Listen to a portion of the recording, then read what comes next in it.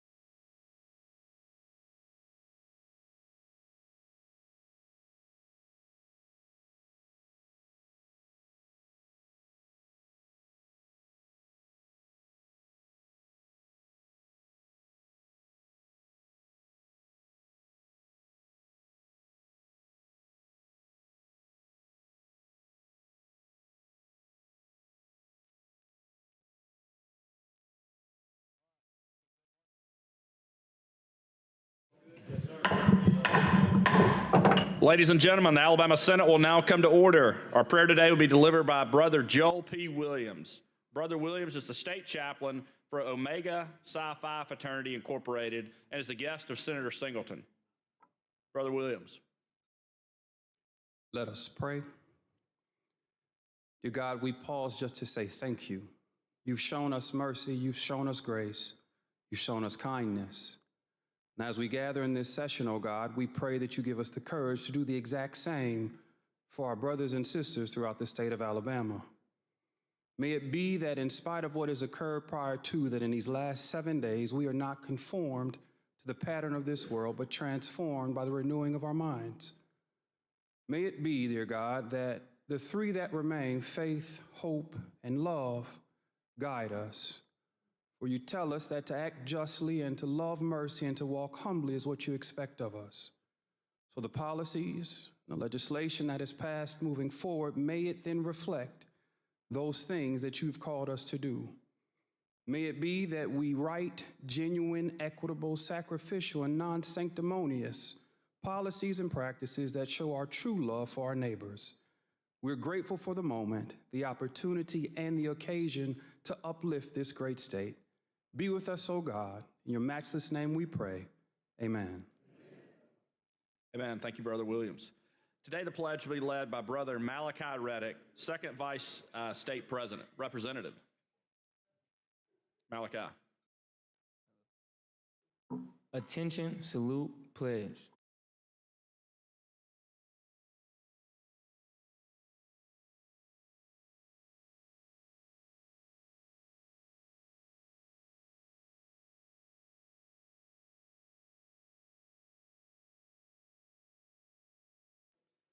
Thank you, Malachi. Secretary, call the roll. Mr. Albritton, Mr. Allen, Mr. Barfoot, Mr. Beasley, Mr. Bell, Mr. Butler, Mr. Carnley, Mr. Chambliss, Mr. Chastain, Ms. Coleman, Ms. Coleman-Madison, Mr. Elliott, Ms. Figures, Mr. Gavan, Mr. Gudger, Mr. Hatcher, Mr. Hovey, Mr. Jones, Mr. Kelly, Mr. Kitchens, Mr. Livingston, Mr. Milson, Mr. Orr, Mr. Price, Mr. Reed, Mr. Roberts, Mr. Sessions, Mr. Shelnut, Mr. Singleton, Mr. Smitherman, Mr. Stewart, Mr. Stutz, Mr. Wagner, Ms. Weaver, Mr. Williams. All right, ladies and gentlemen, we have 28 senators present, which is a quorum. The Senate is ready to transact business. Mr. President, Senator Wagner. move that we excuse absent senators. All right, any objection? Hearing none, so ordered. Mr. President, Senator Wagner. move that we dispense with a reading of the journal from the previous legislative day and that we adopt said journal. All right, any objection? Hearing none, so ordered. I'd like to recognize some special guests in the gallery. Got a lot of different guests we're going to recognize today. First group is the guest of Senator Singleton. Now, when I call your name, if you could please stand. The brothers of Omega Psi Phi Fraternity. If y'all could please stand. Welcome to the Alabama Senate.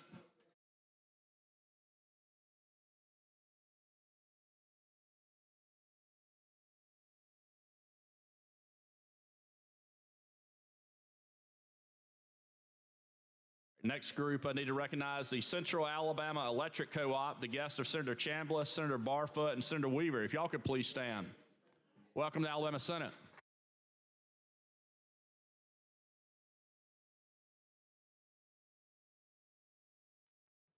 All right, and two more guests, the guest of Senator Carnley, Coffee County Administrator Rod Morgan, and Coffee County Engineer Michael Walters. If y'all could please stand. Welcome to the Alabama Senate. All right, thank you. Senator Reed. Thank you, Mr. President. Ladies and gentlemen, good to see you all today. We're here to do the people's business. With that, Mr. President, I would like to make a motion that we set aside sunset for a special order calendar using the long roll. All right, Secretary, call the long roll. Mr. Albritton. Mr. Allen. Mr. Barfoot.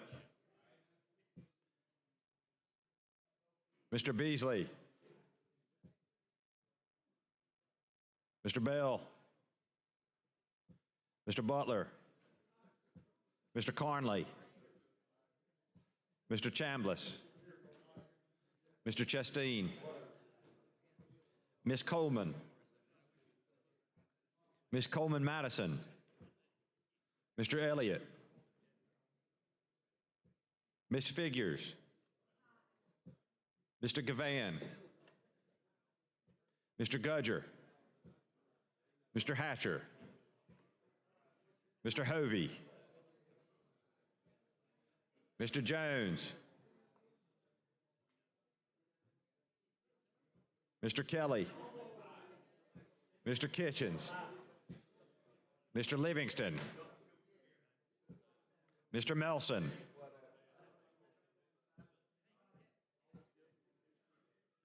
Mr. Orr. Mr. Price. Mr. Reed. Mr. Roberts. Mr. Sessions.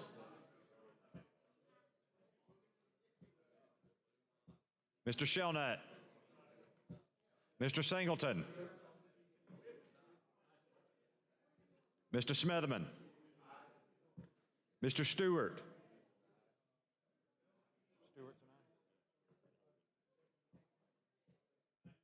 Mr. Stutz. Mr. Wagner. Ms. Weaver. Mr. Williams.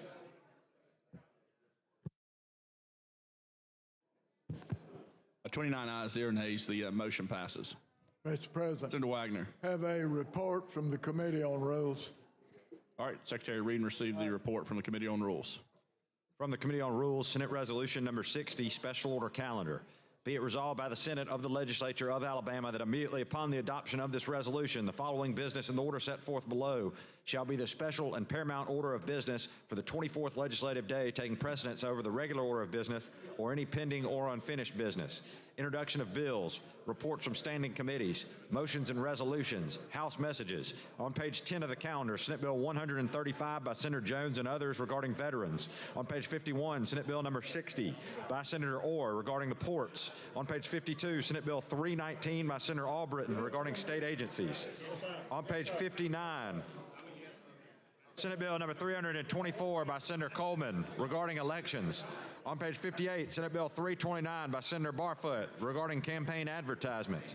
On page 41, Senate Bill number 281 by Senator Melson relating to financial institutions. On page 39, Senate Bill 296 by Senator Smitherman regarding Class 1 municipalities. On page 52, Senate Bill number 265 by Senator Coleman-Madison regarding juvenile courts. On page 52, Senate Bill 315 by Senator Singleton regarding agribusiness. On page 59, Senate Bill 289 by Senators Coleman and Gavan regarding notaries public. On page 44, Senate Bill 222 by Senator Weaver regarding the Board of Nursing. On page 11, Senate Bill 191 by Senator Gavan regarding the Alcoholic Beverages Control Board. On page 48, Senate Bill 322 by Senator Chambliss regarding the Department of Corrections. On page 5, Senate Bill 140 by Senator Gudger regarding the Alabama Professional Bail Bonding Board. On page 72, Senate Bill 166 by Senator Coleman-Madison regarding Jefferson County. On page 70, Senate Bill 215 by Senator Hatcher regarding Class 3 municipalities. On page 69, Senate Bill 216 by Senator Hatcher regarding Class 3 municipalities. And on page 69, Senate Bill 316 by Senator Hatcher regarding Montgomery County. Mr. President, Senator Wagner. move the Senate adopt the report from the Committee on Rules using the short roll call. Any objection? Objector, you want to speak? I'd like to speak. All right, you're recognized. How are you? I'm doing fine. I had to figure that out. based on the secretary about this part and the BR and all that. So I figured my only way I could just deal with that, I just have to stand up here at this mic. Because if you're going to come up, you're going to get left out the deal, you know. So I said, I better just come up here and stand up here. So I put on my tennis shoes today. Oh, you're so not going to get left out. You don't have to worry about that. I could be comfortable enough just to stand up, you know. But the calendar, let me say this. First, I want to say this. Mr. Rules, Chair, you did a good job on the calendar. But y'all listen to me now, listen. Y'all, how many of you all grew up with the Fram Oil commercial? Y'all remember that? With the engine and the thing said, pay me now or what? Pay me later. So y'all kind of calm down for a minute and listen to what I'm gonna say now, so you might not have to listen at me later. That's why I said it that way. Now, we need for tomorrow, let me say this, tomorrow, I'm asking chairmen of these committees, listen to me, I'm asking you to put an addendum on your agenda that will put some of our bills on the agenda tomorrow. Because if it's not on there tomorrow, it's a lost, hopeless cause. So y'all know who, and if you don't know, some of y'all know who I'm talking to.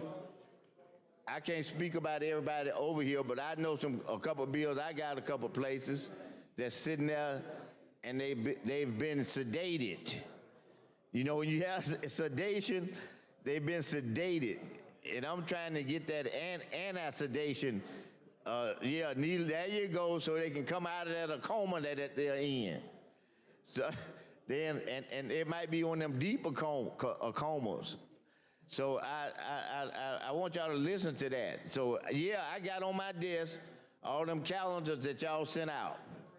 And on there, it's some bills that ain't on there that's in your committee from members over here.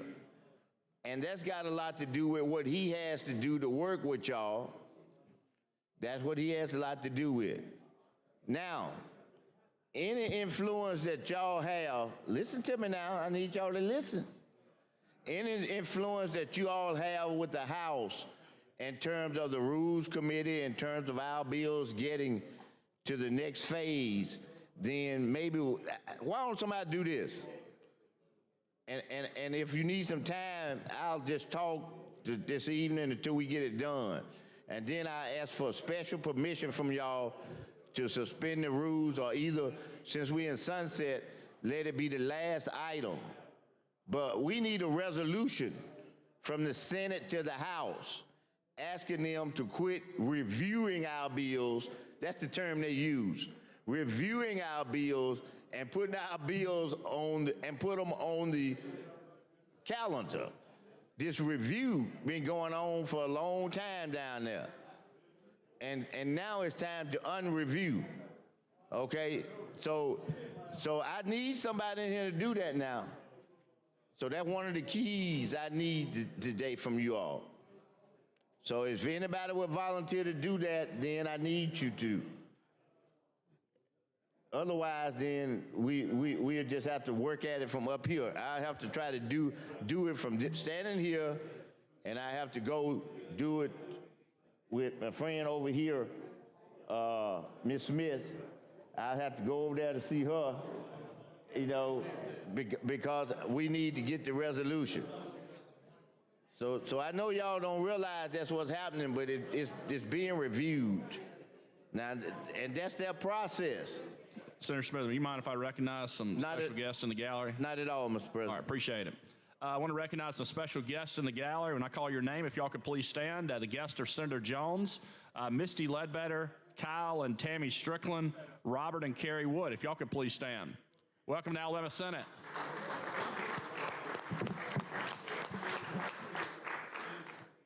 Great to have you all today. All right, Senator Smithman, back to the House passing bills. Is that what you wrote? Yeah, I want, you see I'm trying to stay germane. Calendar, House calendar. I just want y'all, I'm trying. We need for them to crank up with our bills. Let me tell y'all what happened one time in this body. And I think I see the rules chair was here. I think the senator, the great senator from Madison was here. Let me look around and see who else. Let's see. Senator from Mobile, Baldwin County was here. Let's see. I'm trying to see who else. No, it wasn't any of you all. 'Cause y'all wasn't here at that time. See, we ran into a little problem like this during that period. And so what we end up doing, you know, they got a little thing up there that tells you, like, you can hear the house, and you can hear what they're doing. So what we did was we put that, not necessarily right here, it might have been right here or somewhere like that. And then what we would do, when they passed the Senate bill, then we passed a House bill. If they passed 2, we passed 2. If they pass 100, we'll pass 100 for them. So we may have to go back to that mode. And these were the last 2 days of the session.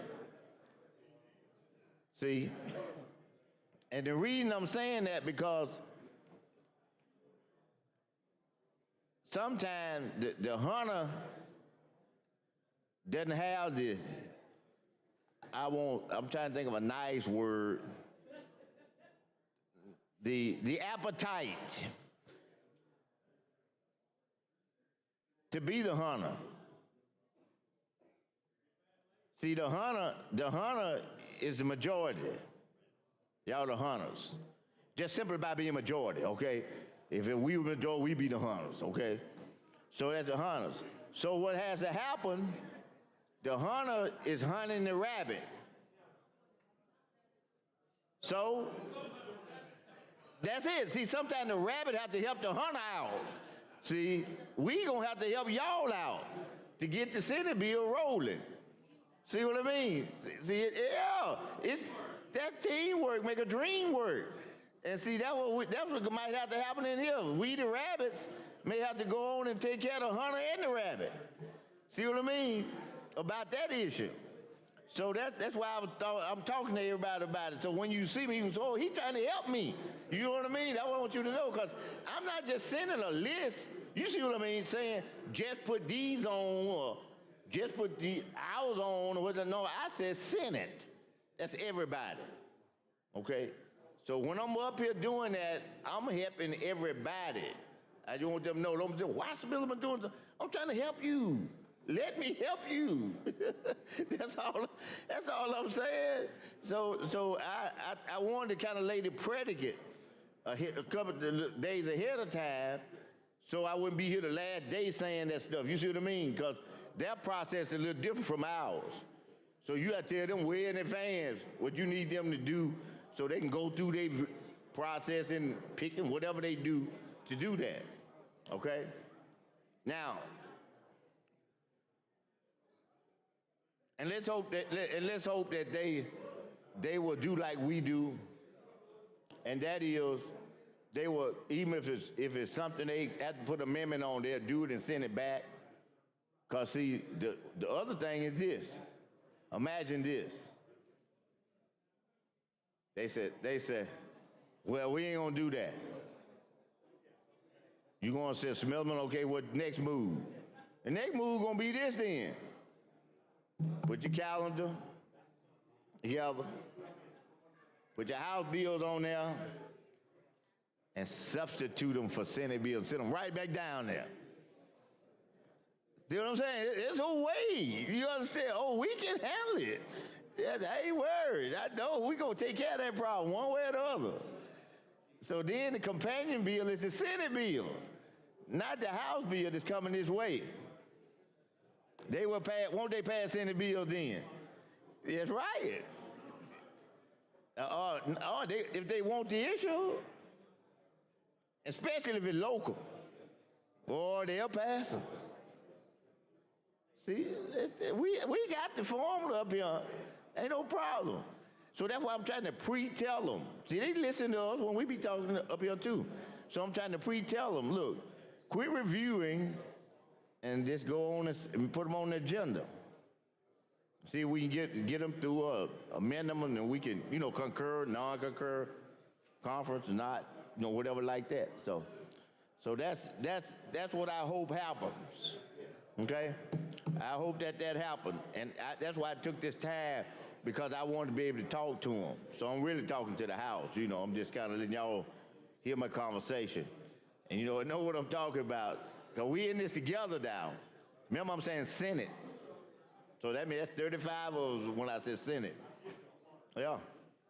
I didn't say I want you to do so. I said the Senate want y'all to do it.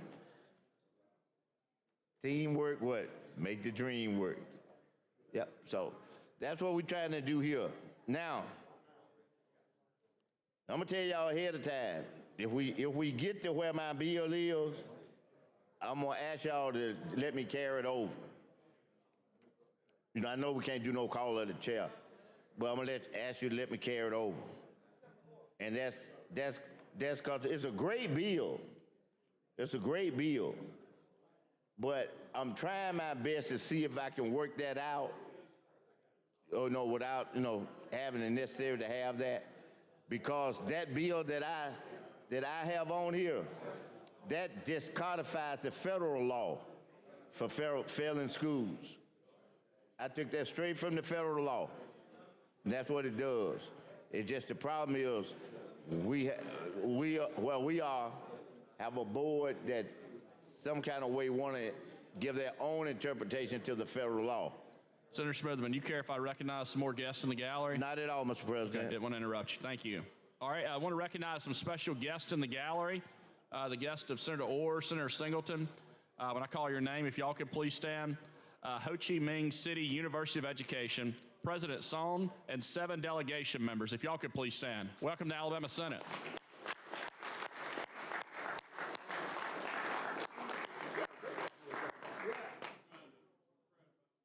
Great to have y'all in the Senate. All right, Senator Smithman. Thank you very much. Look like we got a little light packed gallery up there. We're so glad to have y'all with us. We're glad to have you all. Thank you. Thank y'all.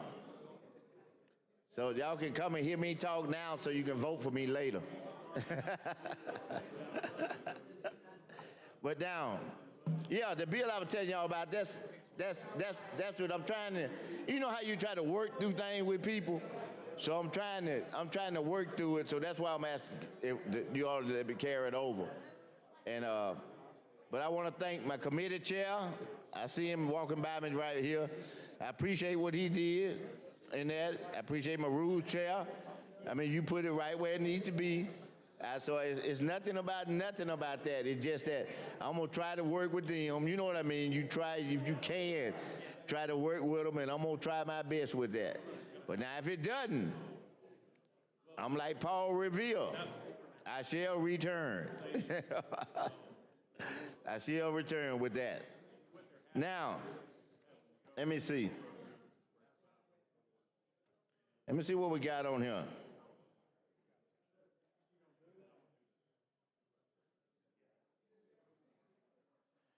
I'm interested to find out about this integrated healthcare system for veterans.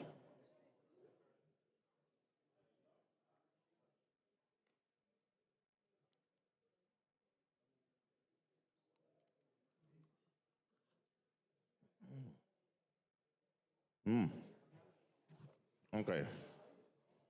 Now, let's see what we got here.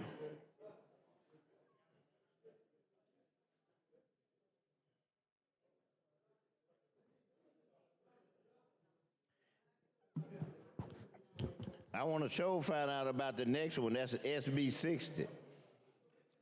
Because it's dealing with them inland ports. And we have one at Birmingham, don't we? Are we included in this?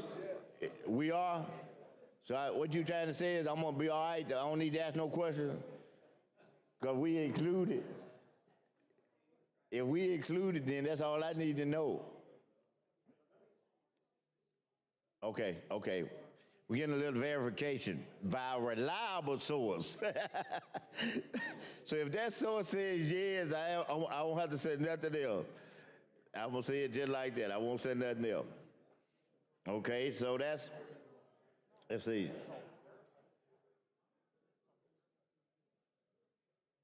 Oh, and look at the third one. That's only fitting that it would come from the budget chair. Because it says state agencies settlement agreements for claims against the state restricted when funds not available. Isn't that budget talk? That comes from the budget chair. And I want to tell the tourism chairman, as I look at it, is that on one of my calendars, you know, on the big calendar of schedules for meetings, it was on there. But on my personal one, you know how you, not just meeting, but everything you do, you wasn't on there. And it wasn't your fault. I just want you to know why I wasn't there. I was back in Jefferson County trying to work to get here. So, but I'll be there tomorrow at our meeting. I'll be there. Now, let's see what else we got on here. Let's see.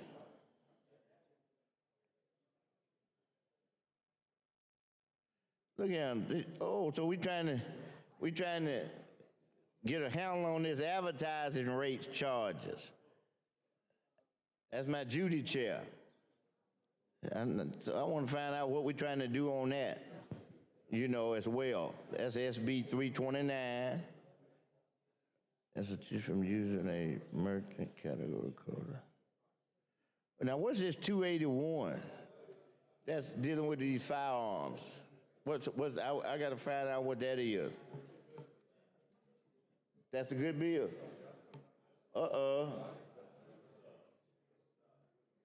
The sub is good. Okay.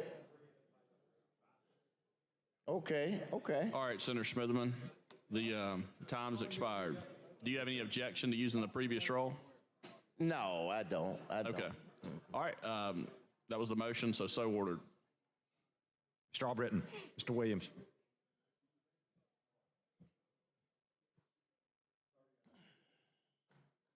Thirty ayes, 0 nays. The special order calendar is adopted. All right, first order of business is introduction of bills. Any senators having introduction of bills?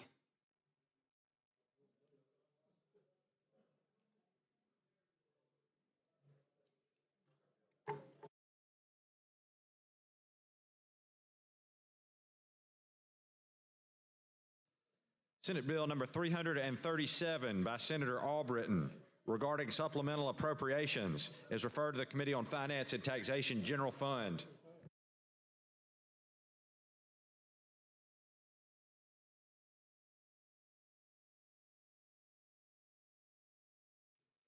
Senate Bill number 338 by Senator Jones relating to Cherokee County is referred to the Committee on Local Legislation.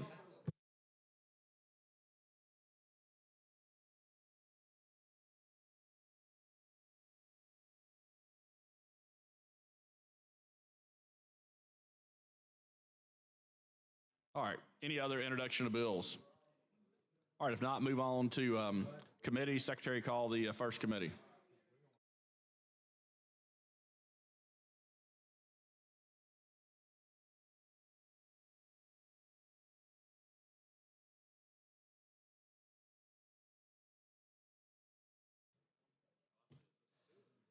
From the Committee on Confirmations, Senate Confirmation number 33, appointing Barry Nolan to the State Course of Study Committee Social Studies, receives a favorable report by a vote of 11 ayes and 0 nays.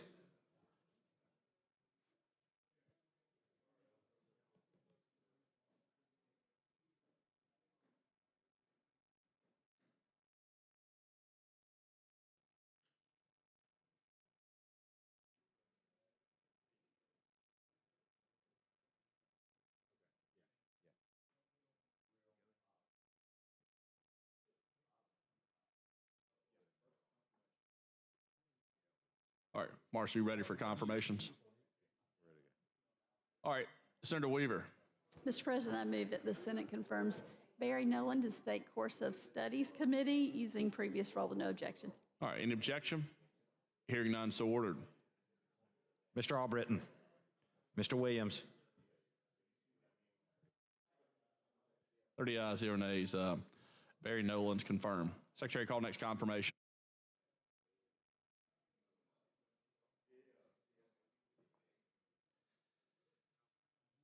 from the Committee on Confirmation, Senate Confirmation number 35, appointing Dorothy Walker to the State Course of Study Committee, Social Studies, receives a favorable report by a vote of 11 ayes and 0 nays.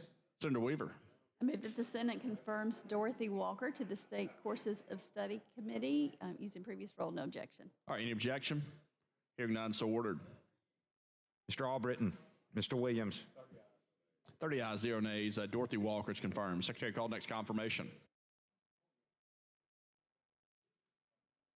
from the Committee on Confirmation, Senate Confirmation number 30, appointing Dietra Howie to the State Course of Study Committee, Social Studies, receives a favorable report by a vote of 11 ayes and 0 nays. Senator Weaver. I move that the Senate confirms Dietra Howie to the State Course of Studies Committee using previous role, no objection. All right, any objection? Hearing none, so ordered.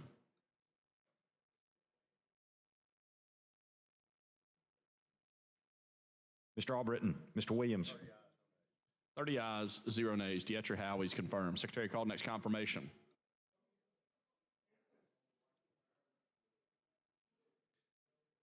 from the Committee on Confirmations, Senate Confirmation number 34, appointing Adriana Peoples to the State Course of Study Committee, Social Studies, receives a favorable report by a vote of 11 ayes and 0 nays.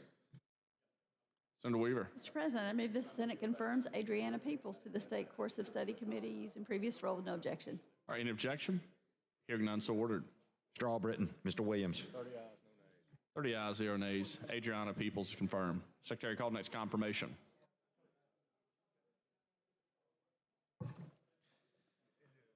from the Committee on Confirmations, Senate Confirmation number 31, appointing Retta McCannon to the State Course of Study Committee, Social Studies, receives a favorable report by a vote of 11 ayes and 0 nays. Senator Weaver. I move that the Senate confirms Retta McCannon to the State Course of Studies Committee using previous role, no objection. All right, any objection? Hearing none, so ordered. Mr. Albritton, Mr. Williams, 30 ayes, 0 nays. Retta McCannon is confirmed. Secretary, call next confirmation. from the Committee on Confirmations, Senate Confirmation number 32, appointing Brianna Morton to the State Course of Study Committee, Social Studies, receives a favorable report by a vote of 11 ayes and 0 nays. Senator Weaver. I move that the Senate confirms Brianna Morton to the State Course of Studies Committee using previous role, no objection. All right, any objection? Hearing none, so ordered.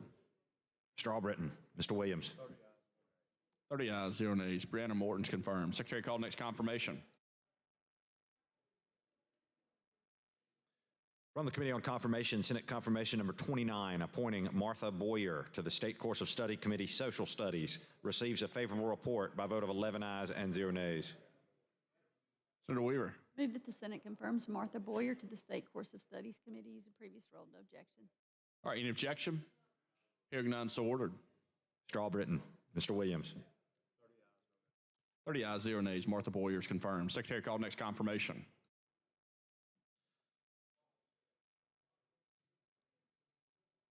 from the Committee on Confirmation, Senate Confirmation number 86, appointing Rita Prince to the Alabama State Board of Public Accountancy, receives a favorable report by a vote of 13 ayes and 0 nays.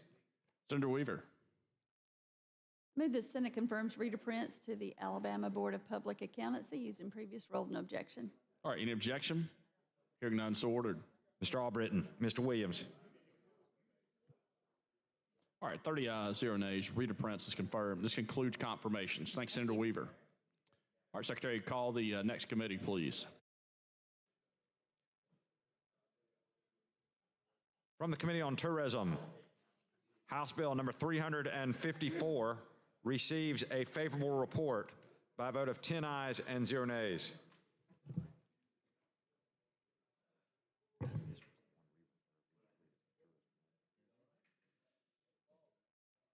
From the Committee on Tourism,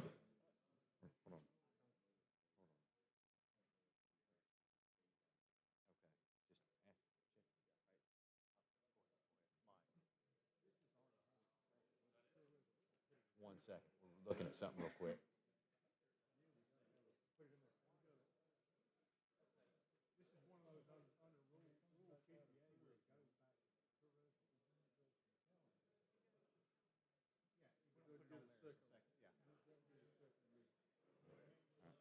Next committee, that's it. These bills received a second read and be placed on the calendar for next legislative day. Secretary called next committee. From the Committee on Local Legislation, Senate Bill number 310 receives a favorable report.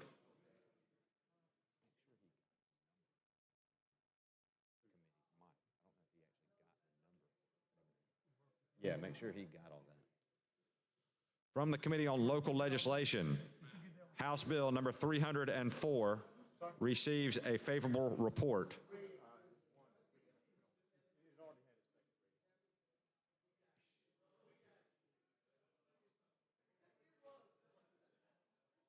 From the Committee on Local Legislation, House Bill number 369 receives a favorable report.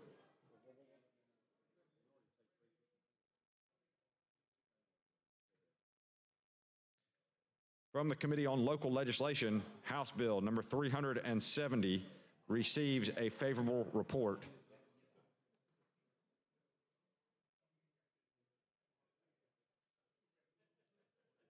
From the Committee on Local Legislation, House Bill number 371 receives a favorable report.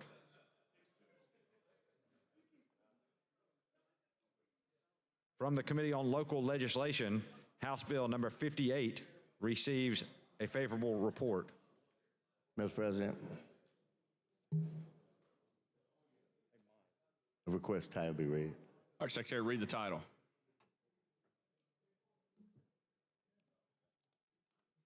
Relating to Lamar County to further provide for the salary of the judge of probate.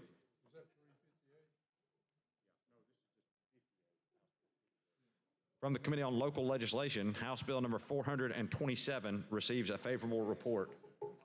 Mr. President, request title be read. All right, Secretary, read the title.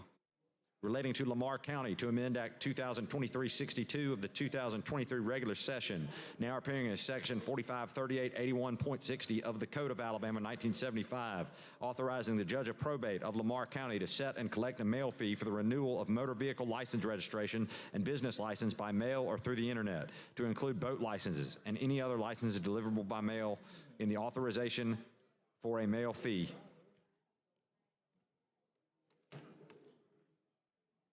From the Committee on Local Legislation, House Bill number 410 receives a favorable report. Mr. President, request title be read. All right, Secretary, read the title. Relating to Perry County to further provide for the salary and expense allowance of the coroner and to repeal Section 455360 of the Code of Alabama 1975 and Act 91361 of the 1991 regular session relating to expense allowances of the coroner. From the Committee on Local Legislation, House Bill number 387 receives a favorable report. Mr. President, request the title be read. All right, Secretary, read the title.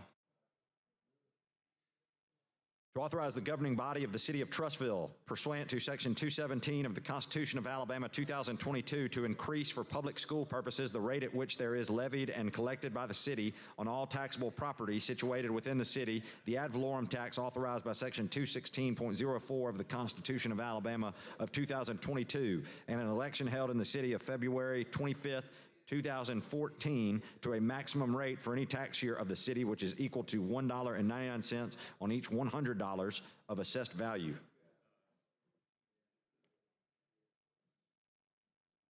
From the Committee on Local Legislation, House Bill number 175 receives a favorable report.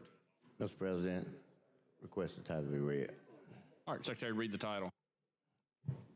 to authorize the governing body of the City of Tuscaloosa pursuant to Section 217 of the Constitution to increase for public school purposes the rate at which there is levied and collected by the city on all taxable property situated within the city, the ad valorem tax authorized in Section 216.03 of the Constitution, to a maximum rate for any tax year of the city which is equal to $2.50 on each $100 of assessed value. From the Committee on Local Legislation, House Bill number 426 receives a favorable report. Mr. President, request the title be read. Secretary, read the title. Relating to Wilcox County, providing for an additional expense allowance and salary for the sheriff. These bills received a second reading and be placed on the calendar for next legislative day. Secretary, call next committee. From the Committee on County and Municipal Government, House Bill number 382 receives a favorable report by a vote of 7 ayes and 0 nays. Mr. President, request the title be read. All right, Secretary, read the title. To amend sections 41.4.161, 41.4.164, 41.1683, and 41.1685, and 41.1687, Code of Alabama 1975, to further provide for the procedures for protesting certain competitive bid contracts. From the Committee on County and Municipal Government, House Bill 111 receives a favorable report with one amendment by a vote of 5 ayes and 3 nays. From the Committee on County and Municipal Government, House Bill number 235 receives a favorable report by a vote of 7 ayes, 0 nays, and 1 abstention. From the Committee on County and Municipal Government, House Bill number 305 receives a favorable report by a vote of 7 ayes, 0 nays, and 1 abstention.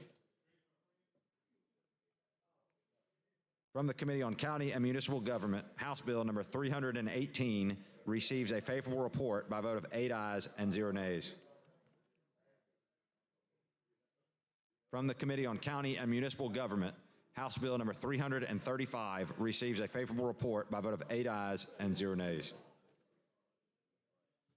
From the Committee on County and Municipal Government, House Bill number 336 receives a favorable report by a vote of 8 ayes and 0 nays. From the Committee on County and Municipal Government, House Bill number 379 receives a favorable report by a vote of 7 ayes and 2 nays. President, request the title be read. All right, Secretary, read the title.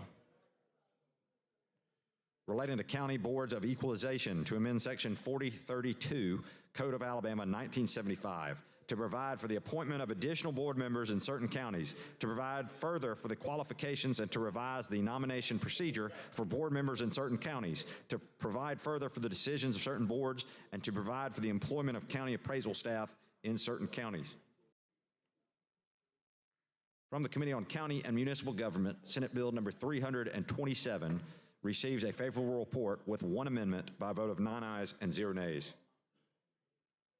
From the Committee on County and Municipal Government, Senate Bill number 336 receives a favorable report with substitute by a vote of 7 ayes and 0 nays.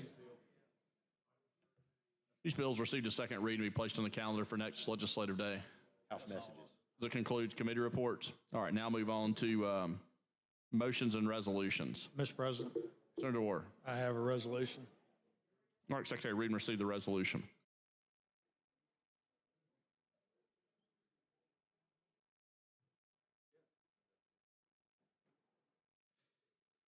Senate Joint Resolution number 61 by Senator Orr requiring the legislature of Alabama to conduct a study on modernizing K-12 education school funding. Mr. President, I'd like to ask all members be included as co-sponsors. All right.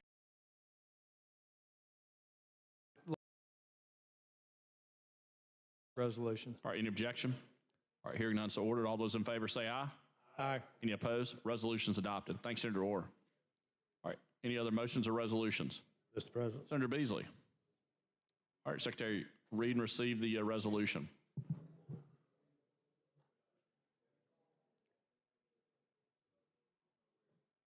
Senate Joint Resolution number 62 by Senator Beasley commending Brigadier General Kenneth N. Reed for his many professional accomplishments. Mr. President, Senator Beasley. I'd like to pass the Senate Joint Resolution with without any consideration, and I'd like to have the resolution read at length, please. All right, any objection for considering the resolution? Hearing none, so ordered. And then you want it read, is that correct? Yes, sir. Mr. All right, President. Secretary, read the resolution, please. Whereas with great pride and special pleasure, Alabama native son and graduate of the University of Alabama, Brigadier General Kenneth N. Reed is highly commended for his many professional accomplishments during his career in the United States Army. And whereas Brigadier General Reed is a native of Louisville, Alabama, where he graduated Louisville High School in 1988. In 1995, he graduated the University of Alabama as a distinguished military graduate with a Bachelor of Civil Engineering degree. He received his commission in the United States Army Corps of Engineers upon graduating. He earned a Master of Engineering Management degree from the University of Missouri-Rolla, now the Missouri University of Science and Technology, and a Master of Science in Joint Campaign Planning and Strategy from the National Defense University's Joint Advanced Warfighting School, and he holds the Project Management Professional Certification. And whereas Brigadier General Reed is the Commander and Division Engineer of the Southwestern Division, U.S. Army Corps of Engineers, which is headquartered in Dallas, Texas. Prior to this post, he served as the Commander of USAC's Fort Worth District in Texas and Transatlantic Expeditionary District in Kuwait. He has held leadership and staff positions throughout his career at the tactical, operational, and strategic levels in Operation Joint Endeavor and Operation Joint Guard, Bosnia.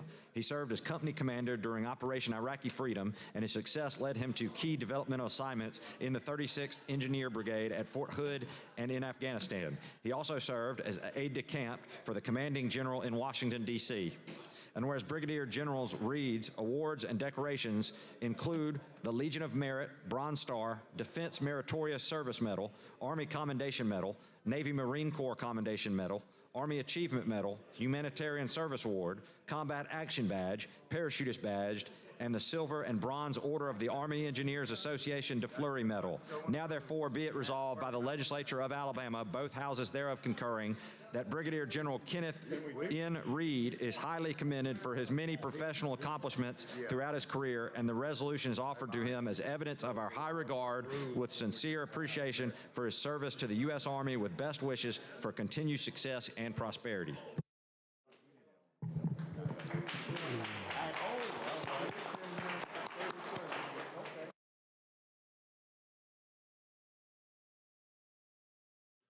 All right, now we need I had a motion to adopt. All those in favor say aye.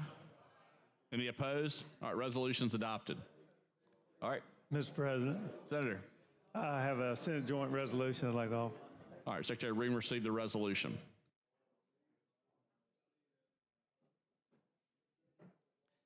Senate Joint Resolution number 64 by Senators Shelnut and Roberts, celebrating William Edward Cowden on the occasion of his 100th birthday. Mr. President, this is for a young man in my district that is very active still in the community. He will be turning 100 on May the 8th, and I move for immediate consideration. All right, any objection? Hearing none, so ordered. All those in favor say aye. Aye. All right, any opposed? All right, resolution's adopted. All right. Okay, Senator Allen. Okay, yes, sir. Mr. President. All right, Secretary Reed received the resolution.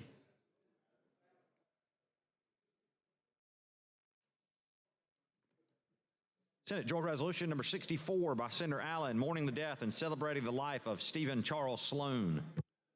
Mr. President. Senator Allen. I may be the only one on the floor that ran pass routes for Steve Sloan, but I'm going to ask the entire body to be included as co-sponsors of this measure, please, sir. All right, any objection to being added as co-sponsors? Hearing none, so. This is Mr. President. Yes. This is on Steve Sloan. We lost him about 10 days ago, who played quarterback for Alabama. So. All right, so the motion is adding all senators as co-sponsors. Any objection? Hearing none, so ordered. All right, Senator Allen. Mr. President, I move to approve and. All right, any objection? Hearing none, so ordered. All those in favor say aye. Thank you. Aye. Any opposed? Resolution adopted. Thank you, Senator Allen. Thank you, sir. All right, and then Senator Reed, did you have a resolution? Or okay. Mr. President, I'm a point of personal privilege. All right, you recognized. I've been told that I can have the desk to read this resolution. Okay.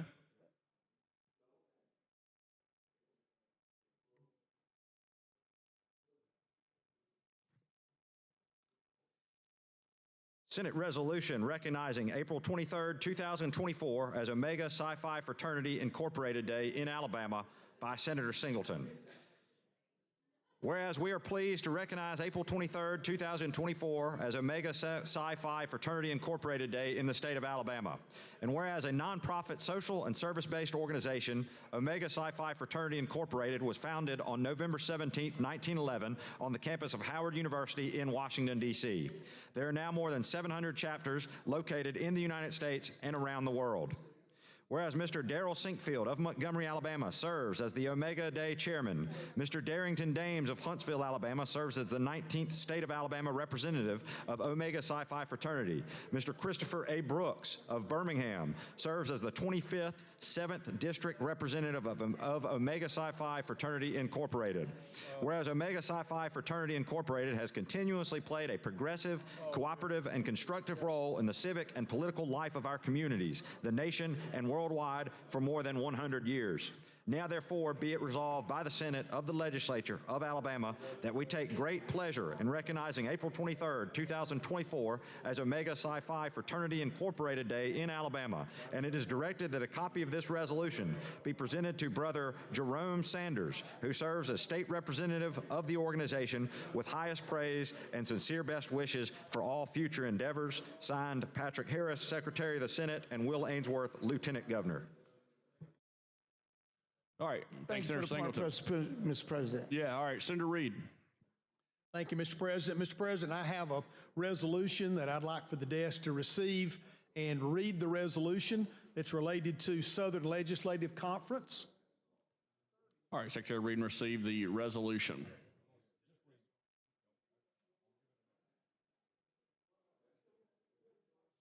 Senate resolution commemorating the 78th Southern Legislative Conference of the Council of State Governments Southern Office. Whereas the Council of State Governments Southern Office is a nonpartisan, nonprofit member organization that serves the Southern legislatures of Alabama, Arkansas, Florida, Georgia, Kentucky, Louisiana, Mississippi, Missouri, North Carolina, Oklahoma, South Carolina, Tennessee, Texas, Virginia, and West Virginia. And whereas with regionally based leadership and perspective and national level resources, CSG South provides Southern legislatures and government staff with a wide variety of programs and services that facilitate regional cooperation and encourage the exchange of information. And whereas CSG South is governed by an executive committee made up of legislative leadership, and policy topics are overseen by 6 standing policy committees, which consist of legislators and government staff from the member states. And whereas the mission of the organization is to serve as a community of the states committed to connecting, informing, inspiring, and empowering public servants in all 3 branches of state government to put the best ideas and solutions into practice. Whereas in pursuit of this mission, CSG South has convened the Southern Legislative Conference for the past 77 years, beginning with its inception in Hot Springs, Arkansas, and moving into decades of fellowship and cooperation between the Southern states. And whereas the 78th Southern Legislative Conference will convene in White Sulphur Springs, West Virginia, from July 21st through 25th, 2024. Whereas more than 1,500 Southern legislators, government staff, and their families will gather to discuss policy matters specifically affecting Southern states, to bridge commonalities and discuss solutions for current policy trends, challenges, and opportunities. Now, therefore, be it resolved by the Senate of the Legislature of Alabama that the Council of State Governments Southern Office is highly commended for holding the annual Southern Legislative Conference and welcoming all Southern legislative, executive, and judicial officials to attend. Mr. President. Senator Reed. Mr. President, I would like to make a motion that all senators be added as co-sponsors. All right, any objection? Hearing none, so ordered. And with that, Mr. President, I don't know if I need a motion for this resolution to be passed. Is that required? I don't think so. Yeah. Okay. Also, Mr. President, I think we've got some representatives from SLC in the gallery with us today that I would like for you to recognize, sir. Okay. Yeah, when I call your name, if you could please stand. Lindsey Gray, Tom Updike, Roxanne Berry, and Kaylee Stretch. If y'all could please stand. Welcome to Alabama Senate.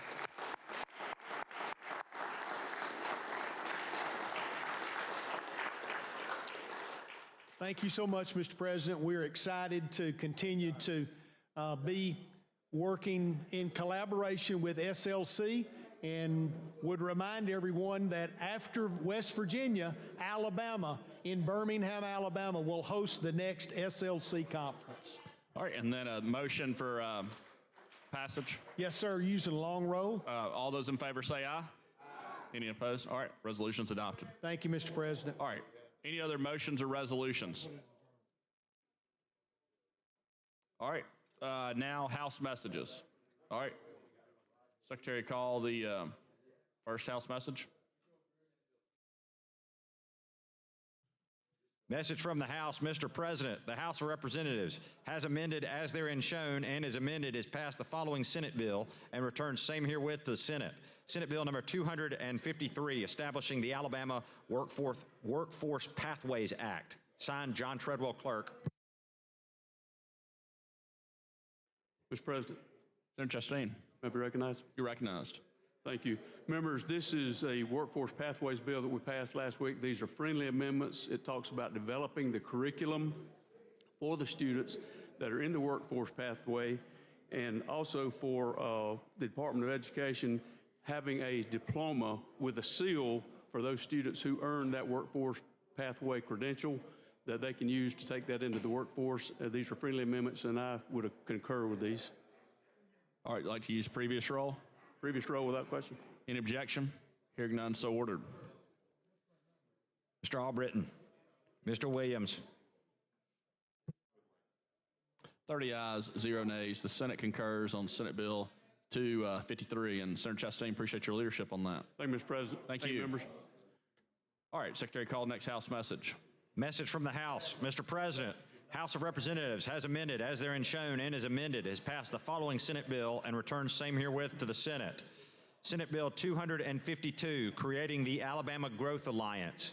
Signed, John Treadwell, Clerk. All right, Senator Reed. Thank you, Mr. President. Mr. President, we added some amendments on this legislation that was my legislation as a part of working for Alabama.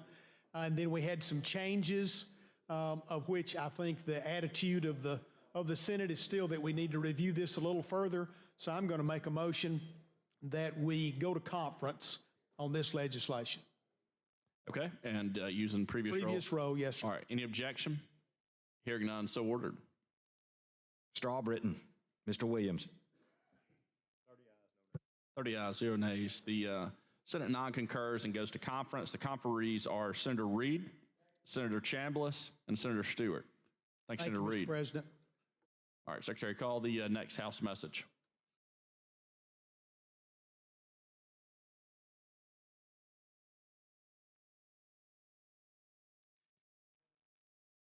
Message from the House. Mr. President, the House of Representatives has originated and passed the following engrossed House bill and ordered same sent forthwith to the Senate. House Bill number 44 by Representative England regarding criminal procedure is referred to the Committee on the Judiciary. Mr. President, I request the title be read. All right, Secretary, read the title.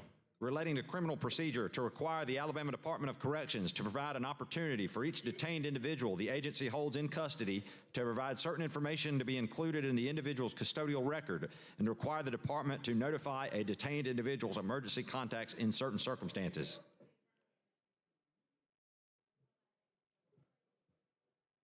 Message from the House. Mr. President, the House of Representatives has originated and passed the following House bill and ordered same sent forthwith to the Senate without engrossment. House Bill number 332 by Representatives Treadway and Pettis relating to municipalities is referred to the Committee on Veterans and Military Affairs. Signed, John Treadwell, Clerk. Mr. President, request the title be read. All right, Secretary, read the title. Relating to municipalities to amend Section 1145 9.1 Code of Alabama 1975 to authorize the use of certain digital, electronic, and telephonic means to obtain a warrant for certain violations subject to citation in lieu of arrest procedures and to provide that the physical presence of the affiant in such circumstances is not required.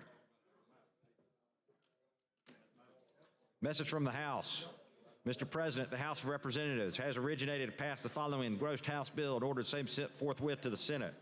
House Bill number 447 by Representative McCampbell and Jackson relating to Marengo County with notice and proof is referred to the Committee on Local Legislation. Signed, John Treadwell, Clerk. Mr. President, request the title be read. All right, Secretary, read the title. Relating to Marengo County, to provide for service of process in the county, to provide that the sheriff may contract with or enter into agreement with a private, public, or governmental entity for the purpose of service of process, to set the fee for civil documents, and to provide for the disposition of funds.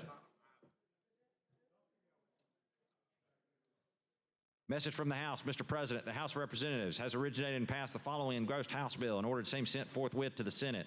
House Bill number 285 by Representative Faulkner and others relating to motor vehicle registrations is referred to the Committee on State Government Affairs. Signed, John Treadwell, Clerk. Mr. President, request the title be read.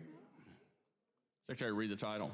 Relating to motor vehicle registrations and license plate, to amend sections 32.6.157, 32.6.231, 32.6.231.1, 32.6.231, and 40.12.300 Code of Alabama 1975 to replace the international symbol of access with the dynamic accessibility symbol on distinctive license plates issued to individuals with disabilities.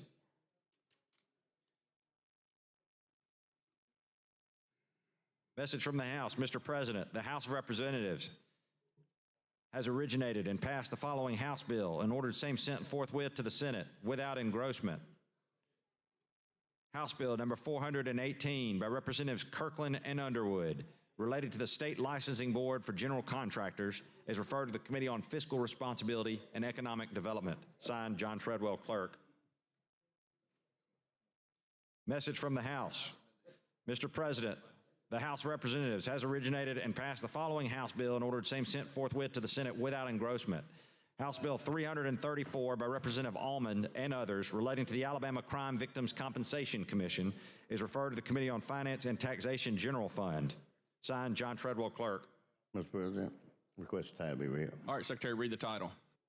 Relating to the Alabama Crime Victims Compensation Commission to amend sections 1523.3 and 1523.4 Code of Alabama 1975 to further provide for the compensation of a crime a victim may receive and to provide that commission members to be paid for each day spent in the performance of their commission duties. Message from the House. Mr. President, the House of Representatives has originated and passed the following House bill and ordered same sent forthwith to the Senate without engrossment. House Bill 292 by Representative McClammy and others relating to the remote enrollment of children of active duty personnel in public schools is referred to the Committee on Education Policy. Signed, John Treadwell, Clerk. Message from the House. Mr. President, the House of Representatives has originated and passed the following House bill and ordered same sent forthwith to the Senate without engrossment. House Bill number 455 by Representatives Baker and Hammett relating to Escambia County with notice and proof is referred to the Committee on Local Legislation. Signed, John Treadwell, Clerk. Mr. President, request the title be read. All right, Secretary, read the title. Relating to Escambia County to amend Section 2 of Act 101 of the 1963 regular session related to public roads and bridges in the county and to make permissive the requirement that the county engineer reside in the county. Message from the House. Mr. President, the House of Representatives has originated and passed the following House bill and ordered same sent forthwith to the Senate without engrossment. House Bill number 457 by Representative Shedd relating to Coleman County with notice and proof is referred to the Committee on Local Legislation. Signed, John Treadwell, Clerk. Mr. President, request the title be read. All right, Secretary, read the title. Relating to Coleman County to amend Section 1 of Act 2023-121 of the 2023 regular session, now appearing as Section 4522-190 Code of Alabama 1975, to provide further for the expenditure of monies from the Coleman County Legislative Delegation Fund.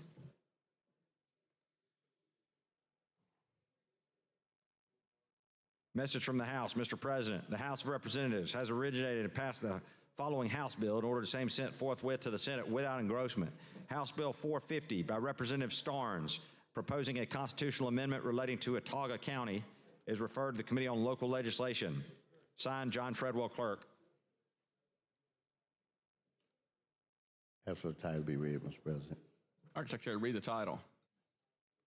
To propose a local constitutional amendment relating to Autauga County to provide for the levy and collection of an ad valorem tax in addition to any ad valorem tax currently levied, to provide for exemptions, and to provide for the use of proceeds for public school purposes in the county.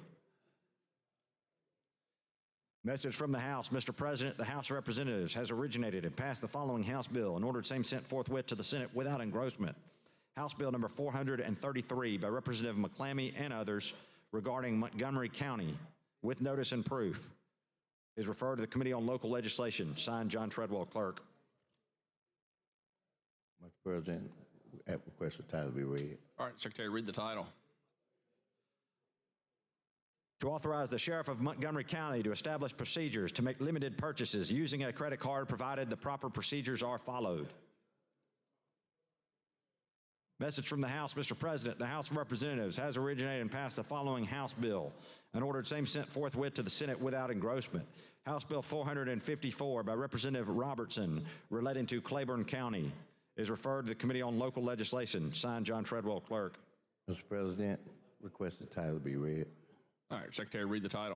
Relating to Claiborne County to amend sections 451580.01, 4515.231, and 4515.232 Code of Alabama 1975 to further provide for the cost of service of process by the sheriff, to further provide for the telephone system in the county jail, and to further provide for the pistol permit fees.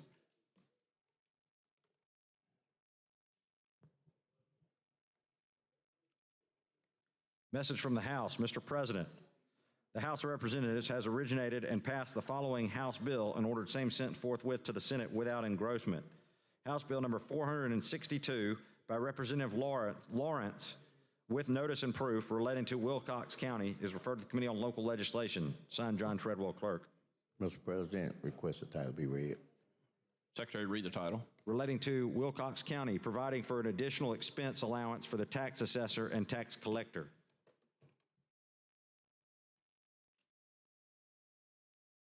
Message from the House, Mr. President. The House of Representatives has originated and passed the following House bill and ordered same sent forthwith to the Senate without engrossment.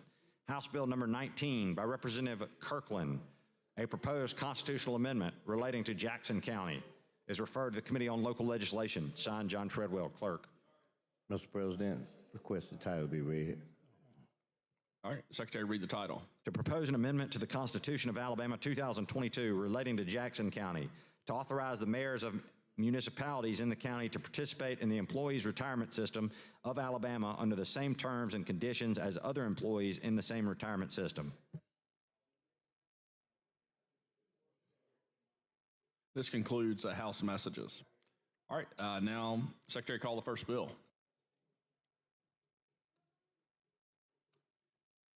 On page 10 of the calendar, Senate Bill number 135 by Senator Jones and others regarding veterans, PR pending. Mr. President. Senator Jones, good afternoon. Good afternoon, Mr. President. I would like to move for adoption of the BR using the previous role without objection. All right, any objection? Mr. President. All right. I'd like to be recognized. All right. On the BR. You're recognized. All right, thank you. Senator, when we get past the BIR, I'd like you to kind of tell me, what this bill does, because I'm kind of puzzled about just off the surface. I hadn't read it, okay? So I want you to know I have not read it, other than the little cursive about the bill.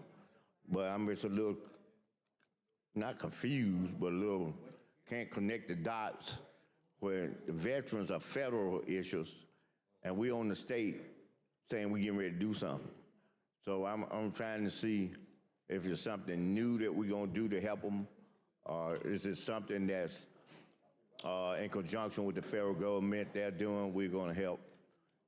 Is it something that we are just codifying, kind of like in my bill, the one on here, I'm just codifying what the federal law is, and that is, in my case, if a kid is in a failing school, and then they are,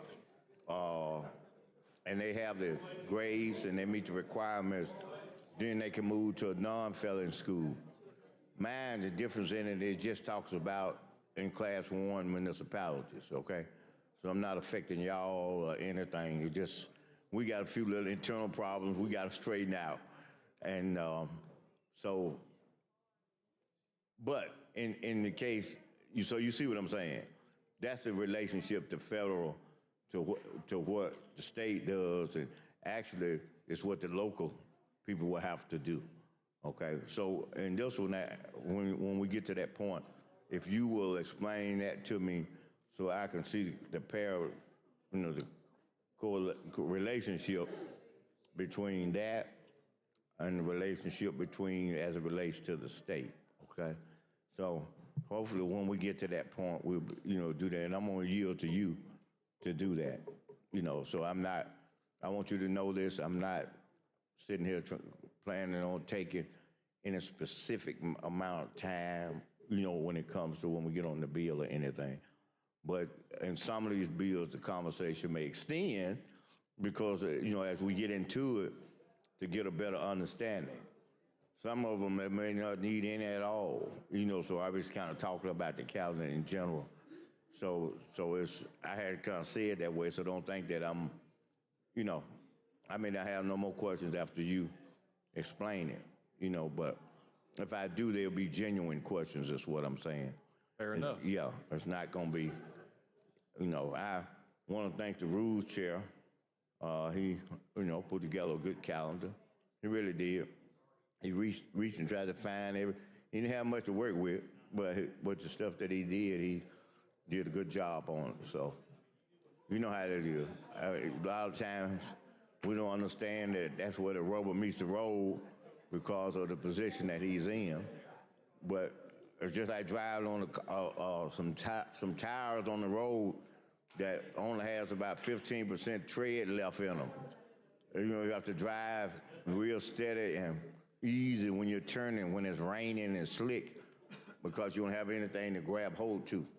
And so that's like in his case, he doesn't have a lot to grab a hold to. And so I just wanted to say he did a good job. You see that House memo right there? We're gonna have to make him an honorary senator. From Jefferson County, honorary senator. We want to make you one. Well, I tell you how we're gonna do it. What we'll do if we can pass a deviation in the reapportionment of about 15%, then we can give you, each one of us give you 15% of our population. And then you'll come up to about where the deviation is. See what I mean? We don't mind giving it up, because we share it anyway, isn't that right? Well, we share a lot of your district and mine and yours and Senator White. You count among all of us. So what we do is, hey, you know how the kids said, we're gonna break you off a piece. All right. But yeah, Senator, so you ready to tell me about it? I'll tell you everything you want to know, Senator. All right, well, Mr. President, if it's appropriate, then I'd like to move for the passage of the BIR and ask you unanimous consent to use the previous role. All right, any objection? Hearing none, so ordered. Strawbritton. Mr. Williams. 31 ayes, 0 nays, the BR is adopted. Secretary, call the bill.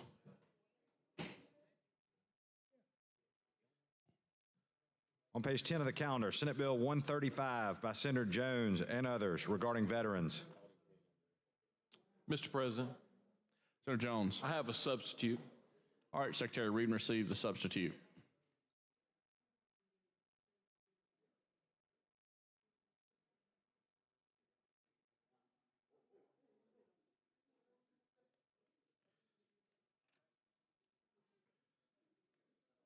Substitute for Senate Bill 135 by Senator Jones. Move adoption using previous role. Without objection. Mr. President? Yes, Senator Albritton. I'd like to speak on this for a few minutes, if I may. On the substitute? Yeah, on the substitute, if All right, I may. you're recognized. Thank you. They get you one. I'm not here to have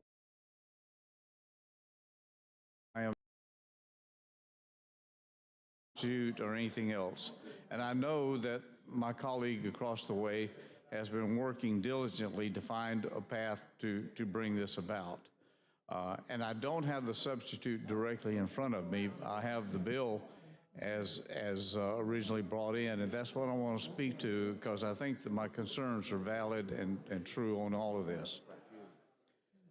As I read this, this is a matter of where the state plans to set up, and I'm quoting here, a comprehensive plan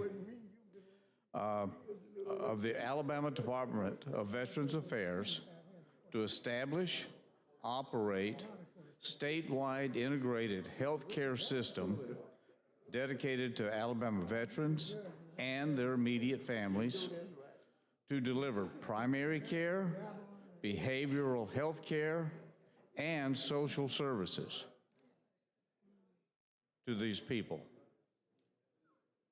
Now, this sounds like this is first off, a duplication to the U.S. VA system. That's one issue I have. The second issue I have is if we're going to set this up under the VA, I don't think the Alabama Veterans Affairs has facilities for housing or caring for our veterans at this point. So is the state going to fund this? Where do we purchase or construct these facilities? Where to get the people to hire and bring in? This did not come through the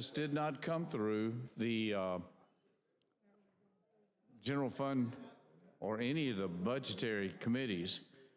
It came through, I believe, the Veterans Committee.